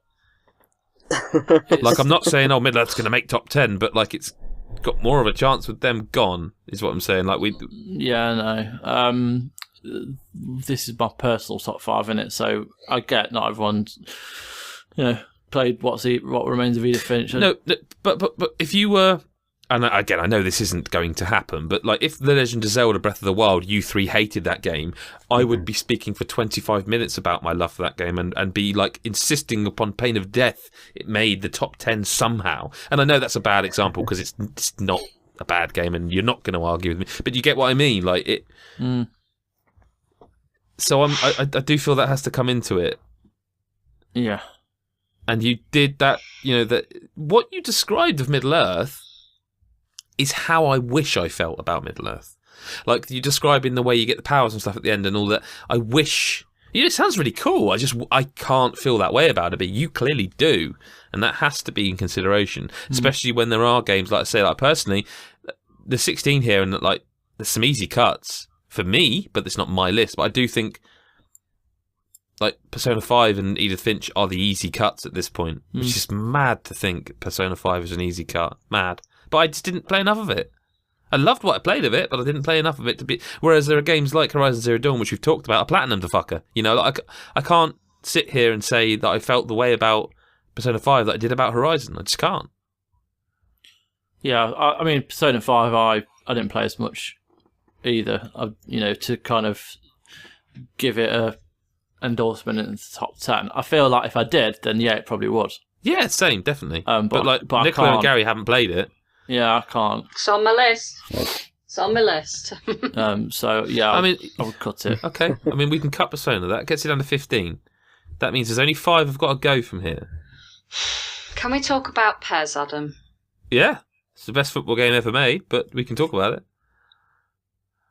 Like, it's, again, PES is an interesting one because it's not my list. PES is way up there on my list because I feel like I've waited a lifetime to have a game of football that plays the way that plays. Like, there's no doubt in my mind if this year's PES had FIFA's licenses, PES 2018 would be what not just regarded by critics, but widely regarded as the best football game ever made. And given the world over how popular football is, and I know it's an unfair thing to say, yeah, Nick, you don't like football, but you don't. And so I'm not asking you to like football, but like from my perspective as someone who loves football, you know, I coach football, I play football games, I watch football. PES 2018 is like, there's very few games that have got something so difficult. Like, to people who don't like football, they're like, yeah, it's just kicking a ball, isn't it? My wife says that, and she's only half joking. But to get... So, like, this is maybe not going to strengthen my argument. I don't know. This year or last year, I can't remember, I had a real bad problem with my back. I was on, like, tablets that made me zombified to the point where people were asking me, oh, do you remember you said that? You know, we talked about that thing. I was like, I have no recollection of that event. However, stood there, at football practice, a ball would roll near me and I'd see it rolling near me and I'd go, don't kick it. Don't kick it. You know you can't kick it. It's gonna hurt. Don't do it. And it would roll towards you and it's like slow motion. Just don't do it. You fucking idiot. I know you. I can feel your leg moving. Stop it. Stop doing it. That feeling is either in you or it isn't. And it isn't. I love football. And I know all the things that are wrong with football. And to get a video game that emulates the feel of shooting the way that PES 2018 does, the way of passing that PES 2018 does, to the point where it's like, it feels indescribably right, true, is magical. And like, it's so exciting to think what, and although, you know, they're not there with the licenses, and I know it doesn't matter, but it does matter. It does matter. They are progressing. They are getting more licenses. Add into the fact the random select mode like PES. I'm not naive enough to feel like I'm going to get it like the top 5 because it's our site list. But I also think God is a Geek as a site is, you know, there are people on the site who aren't on the podcast, like, you know, Nick Gillum, like he loves football and he likes PES. You know, there are other, you know, Dan Murphy's another.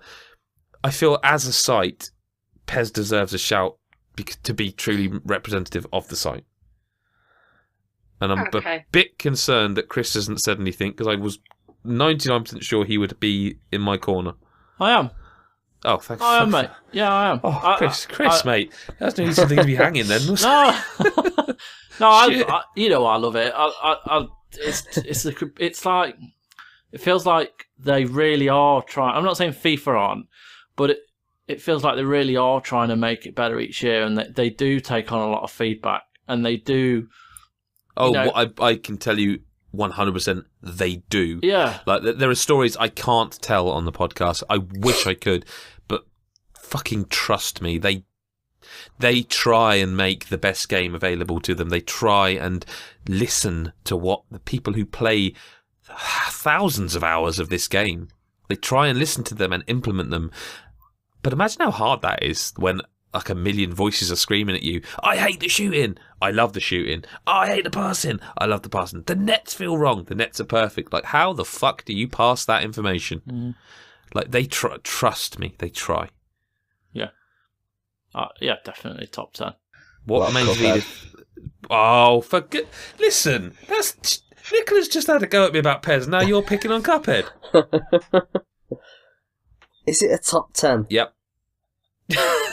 Really? I mean, oh god, yeah. Take out the visuals. Nah, hang on a minute. No, I'm not having that 10? Because that's like saying, "Oh, Batman: Arkham Asylum would be a great game," but if you took out Batman, like, no, you can't take out, you can't take the visuals out of it. That's part of that is part of the game. But what about does the gameplay stand on its own? Yeah, but it does, but it doesn't have to. That's what I'm saying. It doesn't have to stand on its own. It is a complete package. Like, it's a really good... So that game is the only game this year that took my son off of Overwatch, and that game replaced Overwatch to the point where he was watching YouTube videos of boss battles and like not exploits, but hacks and tips and like how do I do this, all that, and all of a sudden I walk in the room and like he's playing, and I'm like, what the hell is he?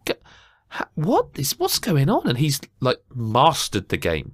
And there's only actually one other game on this list that he did that with as well. But like watching him is like, this game is a game that I would have sworn there's no way a kid's going to enjoy this. No way a kid will like this. It's too hard. It's way too hard. It's too hard for adults. And then to see it proving me wrong made me realise then and then, oh, this game actually has universal appeal. And part of that is that the visuals pull you in, but the gameplay keeps you. I think Cuphead is fantastic. Like, and to be honest, we don't tend to do this. I've thought about going back and changing the review score, but I haven't for whatever reason. But I thought about going back and adding another point on. Like, that doesn't happen very often. But like, I appreciate we got to cut games, and if that's not one that people will back, I've given my speech on why I love it. But it's fair enough if other people want to cut it. We're down to the nitty gritty here. Do you know? I kind of feel now Yep. like we should maybe do our top 5, and then like our absolute. These are going to be the top 5, and then the stragglers we need to work out of the remaining 10. The only problem with that is if we all pick a vastly different top 5, we've not I gone anywhere. genuinely feel that we're in fairly strong agreement that we could do a top 5 out of what we've got highlighted there. I mean, I can run through. Run through what I think would be a top 5 without a doubt. Without a doubt, Okay. Zelda. I mean, there's one missing that's not Without bolded. a doubt, yeah. Zelda. Yep. Without a doubt, Super Mario. Without a Yep. doubt, Horizon Zero Dawn. Yep. I would add the Yakuza Right. to my list, but I don't know that I'm gonna. I mean, I won't in no particular order. My top 5 then. Okay, Yakuza, Nier, Horizon, Breath of the Wild, Mario. Okay. See, I was going to say, because I've got to 3 So- there. Near Automata, I think there is a general consensus that is top 5. Yep. And then, well, I guess, I'm probably going to go for Wolfenstein, but yeah, you say Yakuza. I haven't played Yakuza. I know that you and Chris love Yakuza. So we can bold Yakuza Yep. for now. For now, yeah. So that gives us now. Move that above. Yeah, I'm move just that. moving them around. So now we've got yeah. 7. 7. Oh, right, okay. There, that's right. I haven't deleted one. Right, now. Did I not mean to do that? Did I delete one? I shouldn't have deleted See, them. now I'm a bit like Resi Evil 7. Is that really top 10? I don't know. But I'm Yes. starting to get. I mean, I'm it's in starting my to get top 10. into. Right, some of these have to go. Well, hang on. Before we do that, like, are there any? I think rather than showing our hands, any of these ones in bold here that aren't bolded.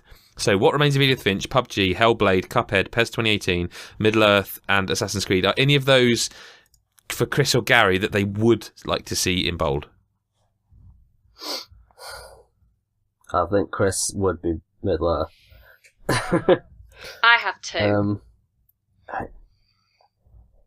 I'd say PUBG. I think What I think it needs to be in the top 10. Right, the state because the Xbox version you can kind of take Well, out. hang on, it's only been out Gaz. a Before little we bit, debate, what I would say. Well, Chris, are there any for you apart from the obvious 2? I think. Well, yeah, Hellblade. See, I was going to mention Hellblade Hellblade's because one of my 2 of as well. these. Okay, well then we need to discuss Hellblade and we need to discuss Yeah. Assassin's Creed because they're the only 2 games on that list that's remaining down here that we have not even mentioned yet. And I would have to say, What Remains of Edith Finch has only got Chris back in it. Same with Middle Earth, and I think right now, not picking on him for any particular reason, one of them has just got to go because we have, again, in theory, out of these 2 spaces left, and we have 7 games and it just doesn't go. So we have to cut a game. We just have to. Cut Edith Finch. I think we might have to be brutal. Okay. I mean, there's still way too many games, but we need to talk about Hellblade then. If Nicola, you're saying it's in your top 10 and Chris is the same, we need to talk about why that is, because I played a bit of it. I haven't finished it, so that's an important point. I've not finished it, but I'm pretty impressed with what I've played so far. It's really disturbing. I'm intrigued to know where the story goes, actually, because I'm genuinely quite unnerved playing it. I think the audio design is exceptional. Yeah. And that really, really adds to the atmosphere of what it is you're playing. It's incredible work. I just think that it's a really interesting game. I mean, it's Ninja Theory tried to do something, or they had this whole thing, didn't they? Like AAA production for an indie sort of thing, which I think is interesting, and I like Ninja Theory as a developer. They've done some interesting games. Same. And I was reminded recently of Enslaved, which I enjoyed very very much. I just think that it's whether it eventually makes one of our top 10, I don't know, but I definitely think that it needs to hang on for a little bit longer, because it is so interesting. I think that the dive, I mean, the story itself and what I've played so far is taking some risks, I think. This idea of diving into this young woman's psychosis is a hell of a risk. And from what I've seen so far, I think that it works. They've really captured, for me personally, and that's largely down to the audio design, they've really captured the madness of this girl. And I don't know how the story ends, so I'm arguing from a point of not 100% knowledge. To counter you, Nick, here and become Mr. Unpopular, I do feel like we gave it that due. We gave it the due of best audio. I just think in this category, as the best games overall of the year, I don't think the gameplay's good enough.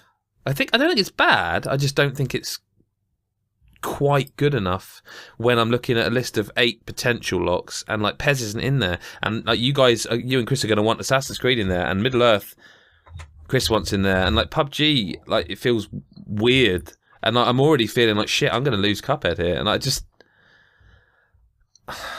feel like we gave Hellblade its due with best audio, and I don't think it's bad, but compared to the games that we've got in bold there that kind of overall do more that impresses, do you know? Chris, to you, man. To you.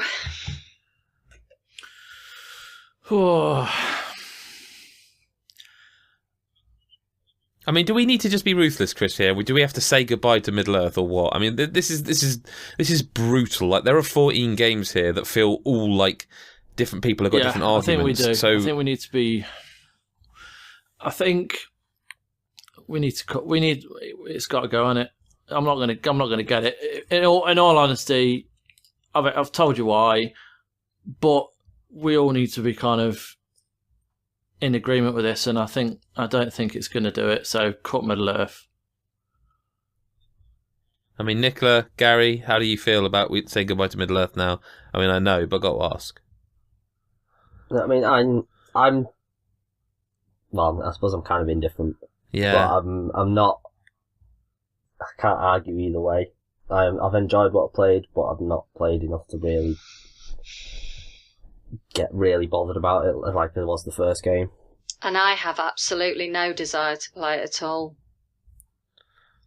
That's how I feel about it now. I mean, I despised the first game. Yeah, then you definitely don't want to play this. I think it's time to say. I think, given that Chris was the only proponent for it, I think it's done well. Yeah, I mean, it's top. And I feel bad because I like Chris so much, but I think it has to disappear now. I think this list is just too competitive for it to be a one-man game, if you know what I mean. A one-game man. No, I don't know what I'm trying to say. But I think it's time to say sorry, Chris. He's gone. I feel like getting a physical copy of it, putting it on a little boat, a little raft, pushing it off into the... Firing an arrow into and firing it. an arrow. Yeah. Right. All right, then. All right, it's gone. Pez needs to stay, 100%. And that leaves PUBG, Hellblade, Cuphead, Assassin's Creed Origins. For me, if I have to pick one of those last 4, it's going to be Assassin's Creed Origins. See, you say that. I mean, I know I fought for it at the start here, but I haven't got another fight in me. I feel like equally. I feel like Injustice needs to move down that list, man. As much as I like Injustice, as much as I like it, if you guys are going to fight for Origins, and that's fair enough, I feel like Cuphead and Hellblade are getting more love overall than Injustice. Yeah. Well, I don't know. Like I did. Can we just do a top 13 and then be done with it? No, we can't. Like PUBG, I think is a fantastic game. I do, but I also feel like all the jank of it, people gave like, yeah, but it's in early access, it's fine. I don't think that's going to disappear when the game turns over to 1.0. I don't think that, and I don't think it should. Part of the charm is that, and I think PUBG is an amazing game. It's a phenomenon. It's brilliant. Whatever. It's wonderful, amazing, great. But I haven't played as much of it as a lot of people, so I can't sit here and say, oh, it's the most amazing game ever. I've watched a lot of it, and I've seen a lot of people I like playing it, and I have enjoyed what I played of it. But I found like I far more enjoyed the teams aspect of it, and without someone to play that with, I just sort of haven't. So as much as I totally can acknowledge, respect, and understand PUBG's success and popularity, I can't sit here and fight for it in a top 10. I can't. And even if one person can, I feel like unless they can do better than Chris in the passion for their game, you know what I mean? I respect PUBG and I like PUBG, but I will fight harder for Injustice 2 and Resident Evil than I will for PUBG. I haven't played PUBG, so I'm not going to fight for it. But I think that in itself is quite telling. It is out on Xbox now, and I you haven't bought it because it looks like arse. It looks like... Yeah, but you know it's going to be better eventually, and you'll still be part of that. And you could, like I said in our Slack channel, like, you can still buy it and just get. You know, you must be incredibly interested in it, though, right? Absolutely, it's just, I am. You know, but in its current state, I've got no desire to spend any time with it because I've got such a huge backlog of games. Exactly. Yeah, I'm not prepared to fight through a game that may or may not improve over time. I'm just not. So, I mean, it strikes me as a game that I'd enjoy. I think you would. I mean, it's shooting for starters, isn't it? Yeah, but it's a very specific kind of shooting. Shooting, isn't it? So it's very realistic shooting. Like, you do have to, you aim where someone's going to be. You aim above their head for bullet drop. That stuff's in this game, and I don't think the shooting's my most favourite part of it. I feel like the collecting, the hiding, the tension, that's my favourite part of it. I don't think the shooting is my kind of shooting. So, I mean, that's probably why I haven't played it, because after a while, you kind of have to get involved. You have to accept that, to win it, you kind of got to, most of the time, you're going to have to get involved in it and get shooting. And I haven't played enough of it because of that reason. I get it, like I 100% get it, but yeah. I've no end to that sentence, really. I don't think it's going to survive to stay in the top 10. I don't think there's enough. There's not enough room for it. Gary's the only one who's really saying that he thinks it should be there, but he's got choices that he will fight, harder for, and those being Resi 7 and Injustice. I think it has to go, Adam. I think PUBG has to go. I do as well, which is a ridiculous thing to say, but I agree. Which leaves us at what, 12? Well, is it going, Chris? Gary? Yeah, go on. Yeah, I mean, I need to know if anyone's got my corner for haven't Cuphead. played it, Adam. Because I know, and I have it on my list. I'm not okay, but I have it on my list. yeah. I mean, I'm going to lay my stall out. Assassin's Creed over Hellblade Yep. to go Okay. and sneak into the top 10. And Chris, you said the same, in terms didn't of you? my favourite of the two, it's Hellblade. But Oh shit! I've gone on about Hellblade all week, and it won Best Audio, didn't it? It's, you said earlier, and you were right. It's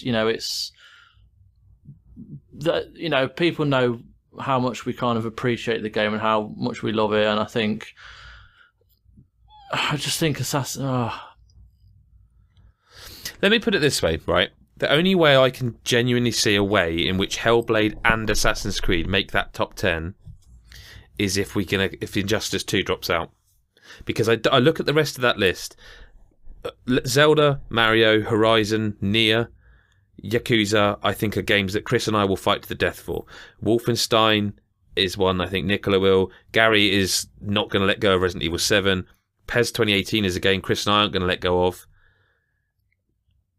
So it has to. It has to be Injustice 2, though. I think it's too good to just ignore.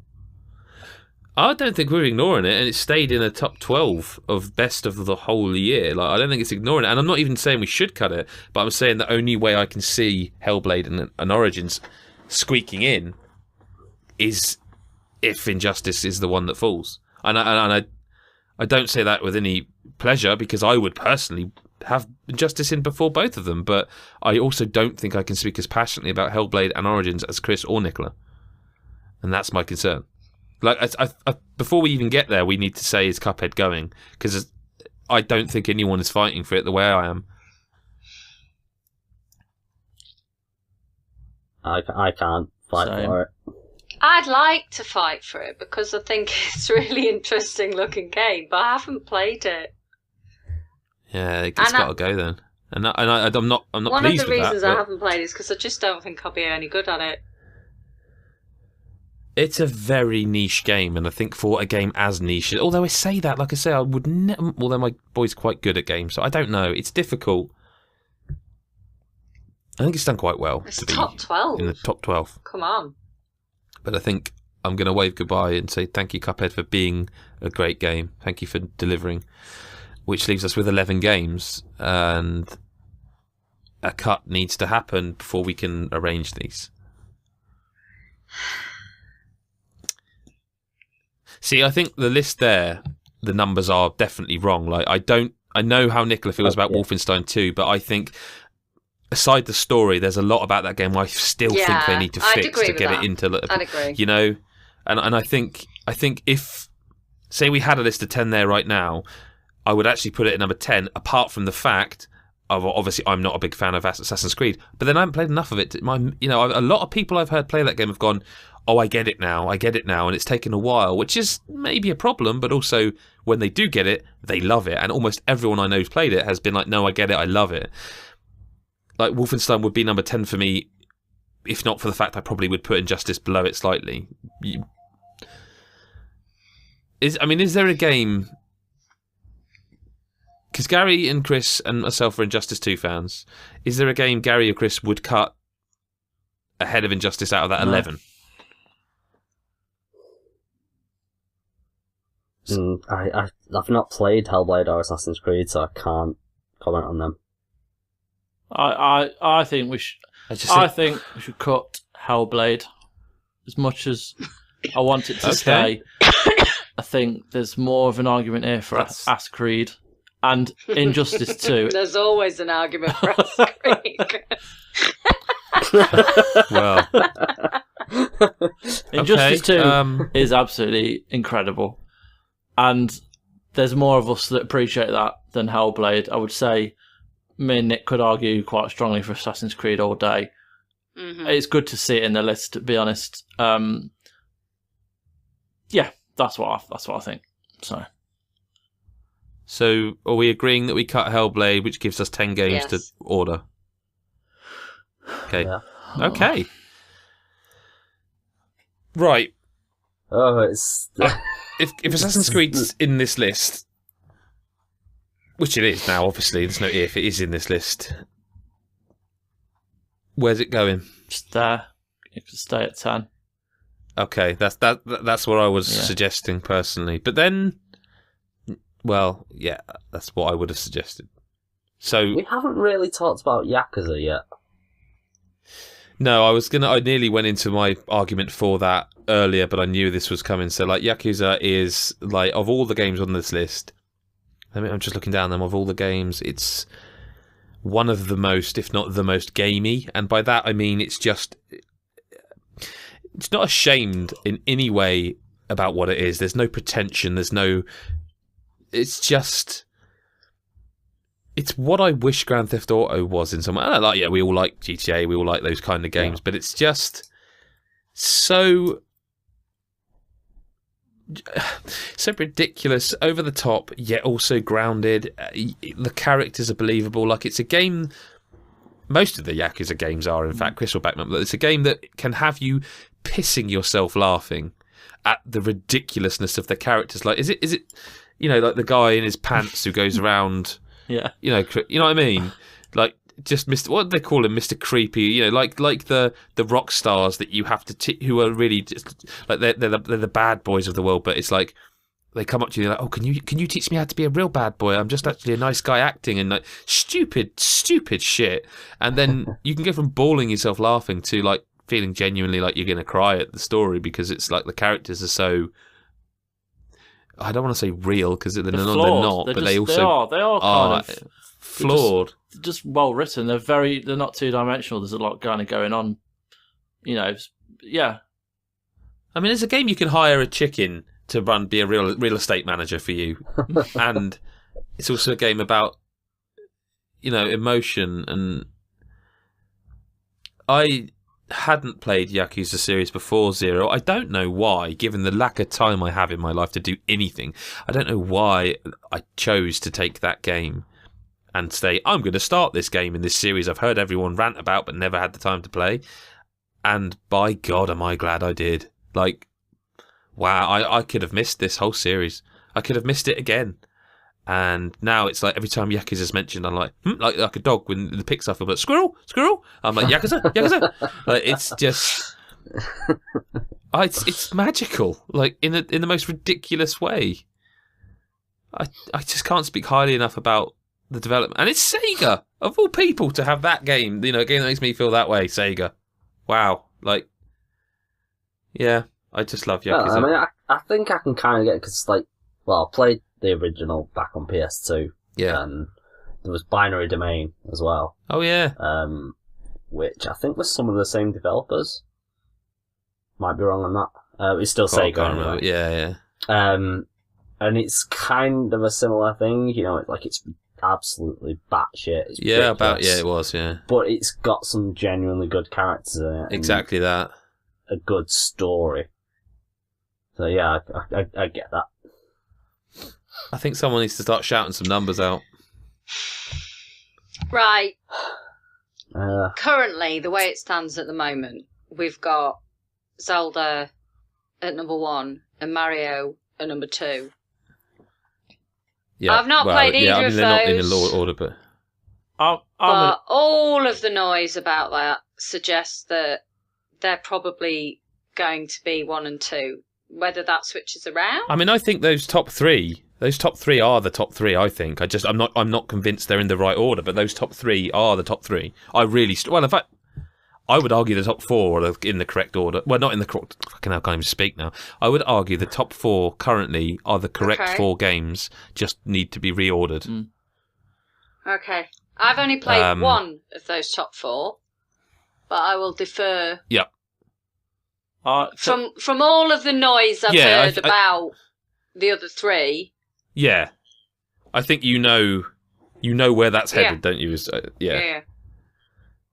So I think from 5 through 10, we kind of. Well, if we're is everyone happy that Assassin's Creed is where it should be? Yeah. I mean, I personally would put it higher. But that's again because what would you put beneath it? If you know what I mean, like would you say Wolfenstein was 10? Yeah, Pez, Injustice 2. Wolfenstein's in my top 5. Okay. But again, that's because a lot of these games I haven't played. Yeah. But I agree. Yeah. I agree. Gameplay-wise, Wolfenstein falls down. I said in my review that the feedback, from when you're getting shot is poor. I also feel that the stealth elements, a lot of the time, the game doesn't even want you to do stealth. It just puts it in there and then just plonks a million enemies in front of you, and they've got eyes in the backs of the head. So I definitely think that it needs to be lower. Personally, I'd put it around about 7, but that's because I haven't played PES. I will never play PES. No, it's a football game. It's a sports game. Even if I liked football, I probably wouldn't want to play PES. Injustice 2... The thing is, I'd fight for Injustice 2 because I've heard so much about Injustice 2, and one of my pals plays Injustice 2 and he loves it, and he's always talking to me about how great it is. I haven't played it, in which case, I think it's below Wolfenstein and Assassin's Creed for me, but I can't say that categorically because I haven't played it. No, that's fair. I mean, as the list is there, how would people feel about 8, 9, and 10 being that? So 10, I've put down Assassin's Creed Origins, 9, Injustice 2, 8, Wolfenstein 2. How would people feel about that as a bottom 3? You think Resi 7 is above Wolfenstein? I know you do, yes. Gary. No, I don't, but Gary's does, and I do think... Resident Evil 7's a weird one, right? Because I would have... If that game cut off at the end of the mansion, the house... The Baker plot, I guess, I would have given that game a 10 out of 10 and said, yep, one of the best games of the year. Even if it ended at the boat, I would have still gone 9, maybe higher. I feel like, personally speaking, the final third, well, it's not really a final third, it's more like a quarter of the game. I feel like it really drops off and turns back into Resident Evil 5 and 6. And I like those games, but I feel like it shouldn't do that in this game because I feel like everything before it has gone back to those survival horror roots and it feels amazing, but then that final sequence is just all action, like all guns and kicking them, and it's like no, and it really falls off for me to the point where I do have Resident Evil 7 in my top 10, but in this list of these 10 games I think it would go at number 8, but that's my personal opinion, I'd have it above Wolfenstein because as much as I enjoyed Wolfenstein, I enjoyed the batshitness of it. I mean, I could live with that. Yeah, the gameplay itself, it wasn't that great. Wolfenstein. I mean Resident Evil 7 mechanically is very good. Yeah, I mean, the horror is brilliant.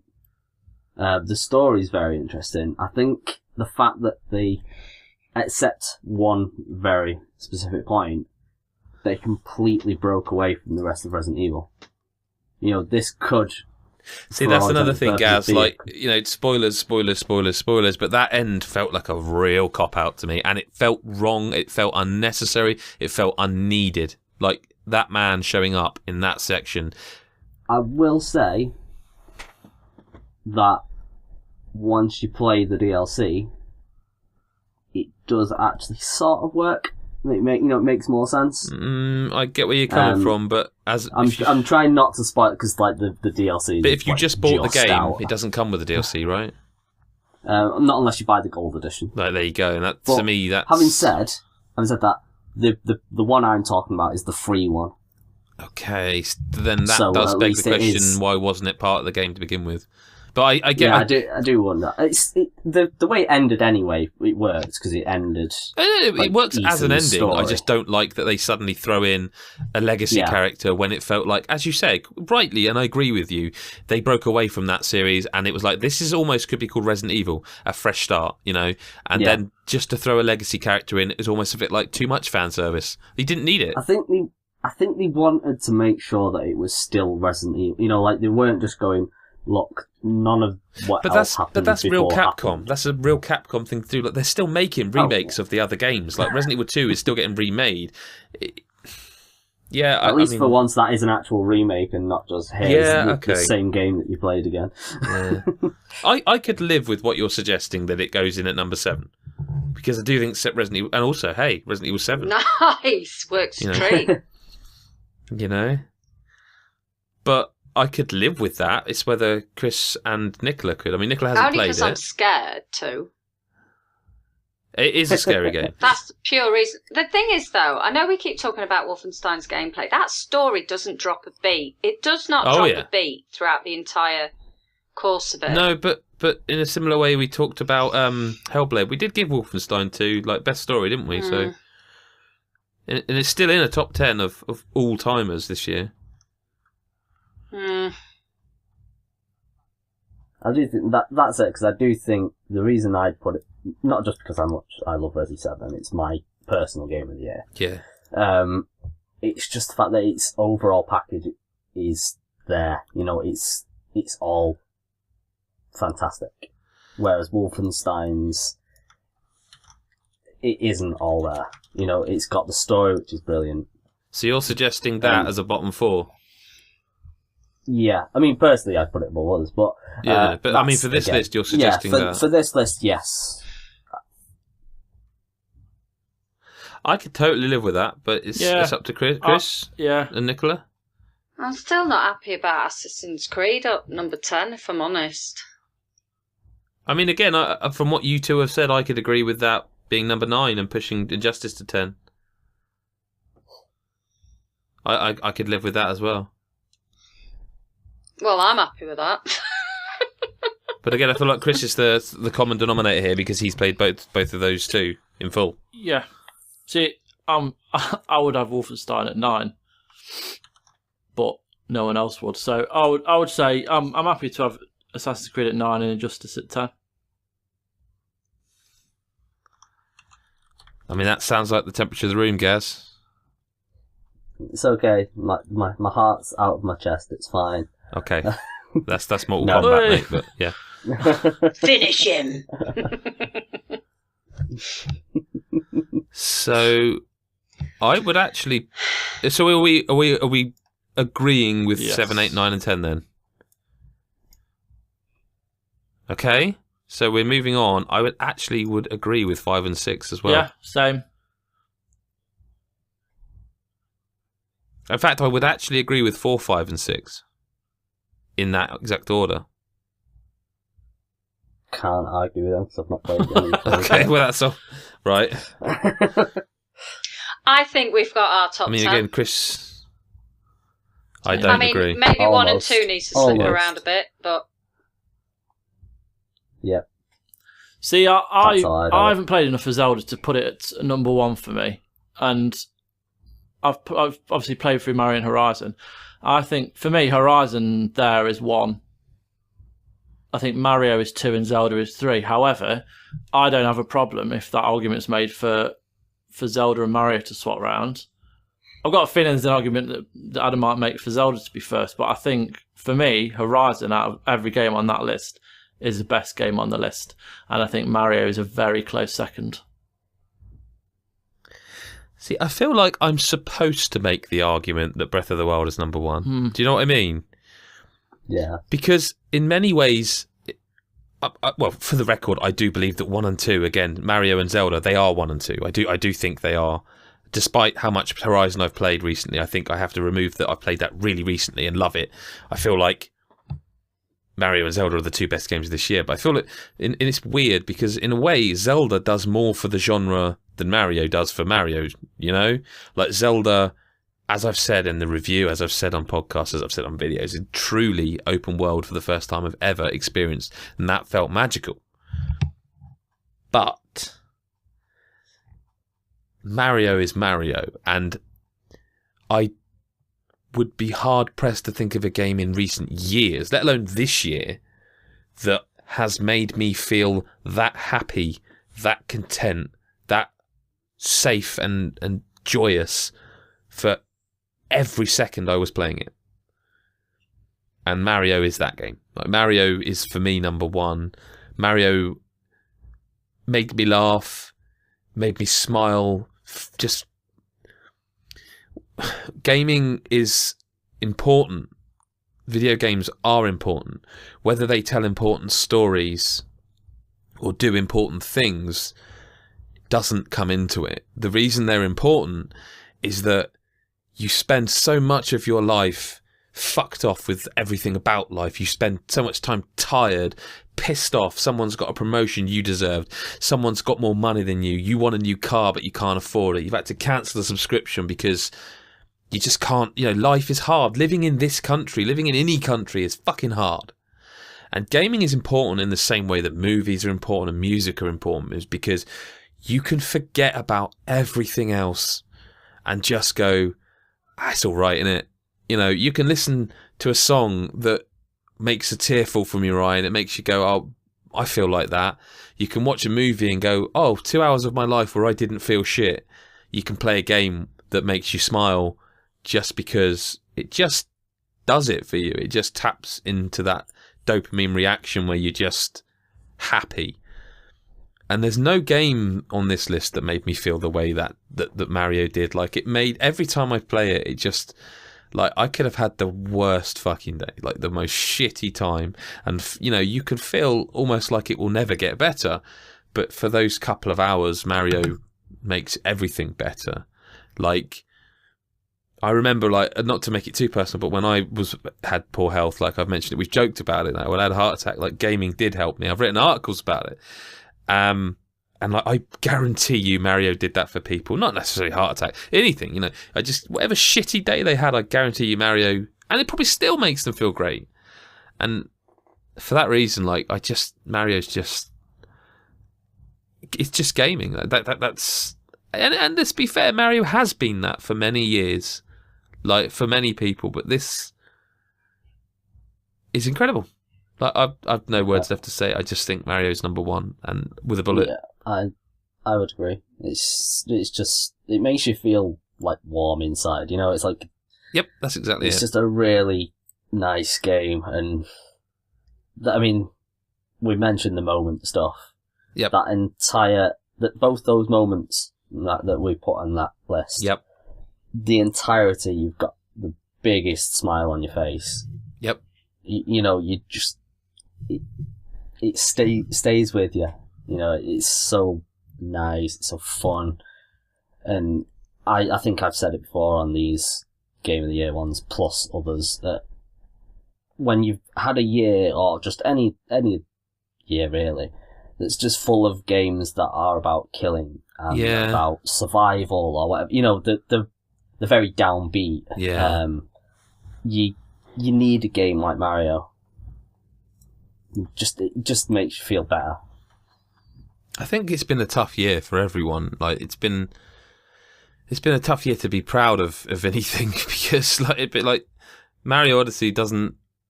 It sort of divests itself of all of the world's problems and just says, "Come play me.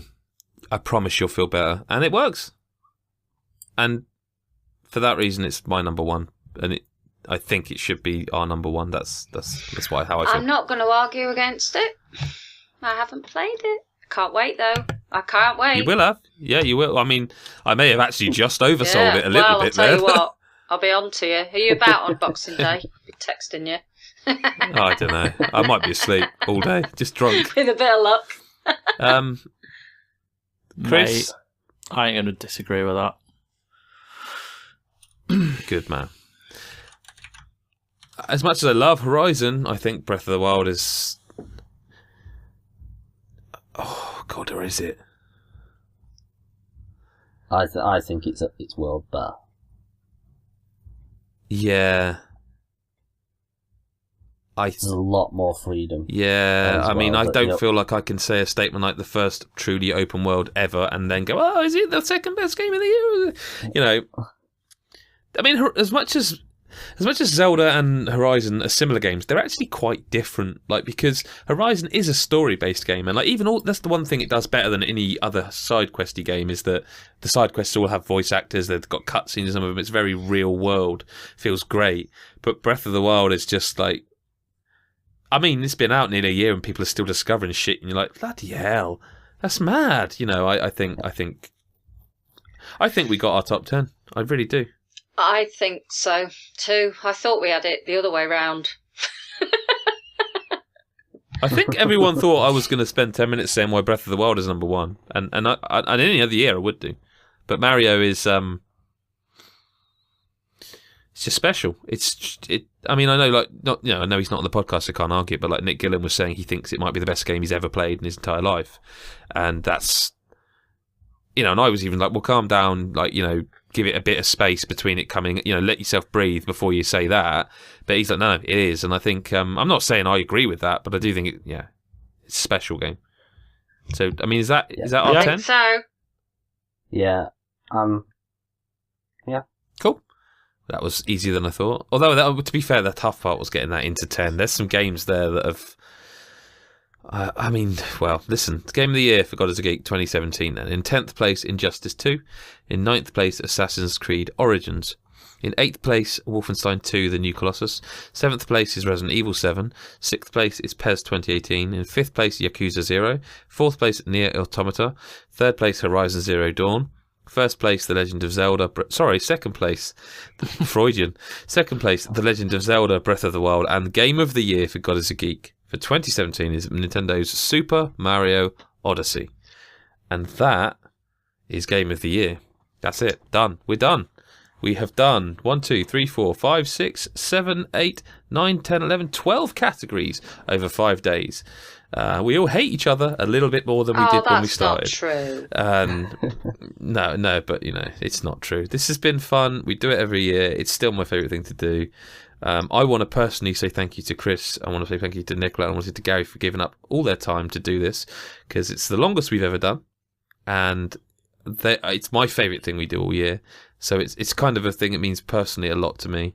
So I want to thank all three of them for being here and sitting it out and chatting it out. But it always feels like a weird way to finish. You know what I mean? Because like we've done all this chatting and now it feels like a weird thing to just be like bye, you know. But I mean, there's not a lot left to say. You know, we're done.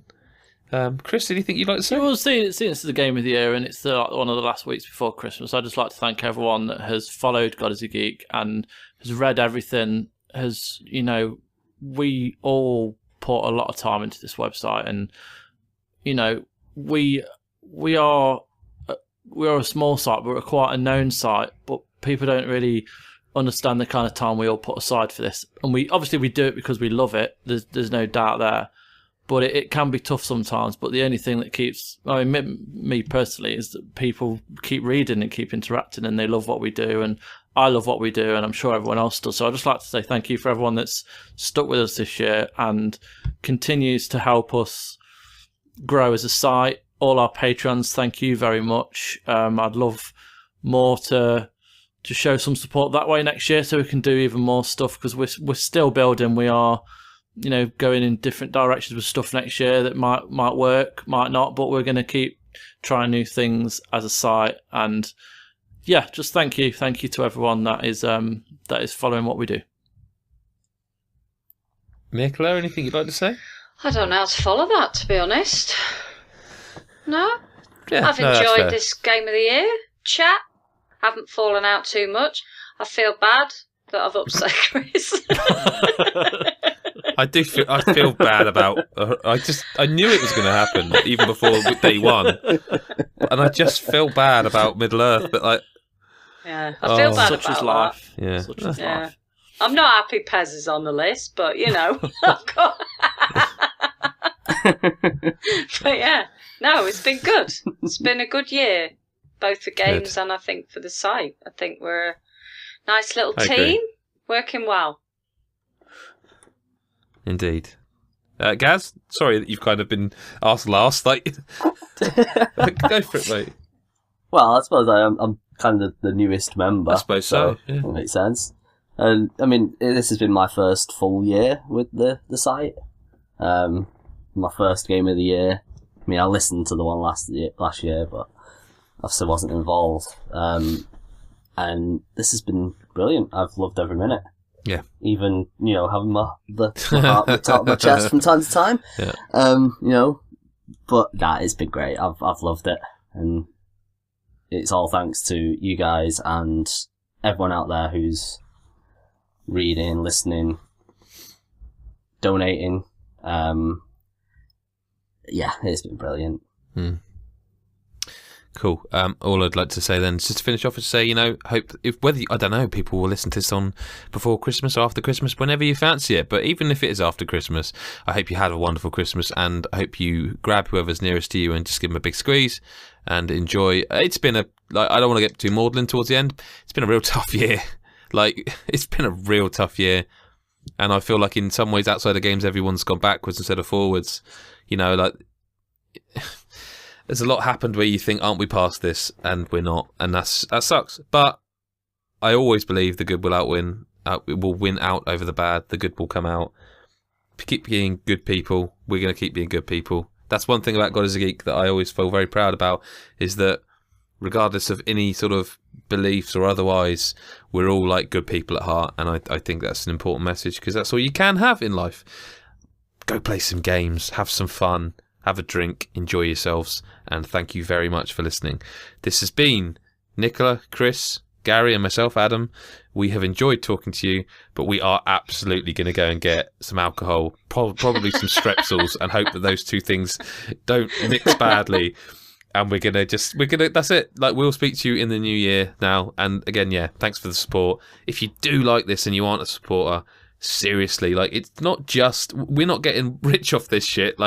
We're not. Most of the time it pays for freelancers to go to events so we can give you more content. So if you think that's worth a damn, patreon.com/GodIsAGeek. Thank you again so much for your time. We'll see you in 2018. Bye-bye. Bye. Bye. Merry Christmas.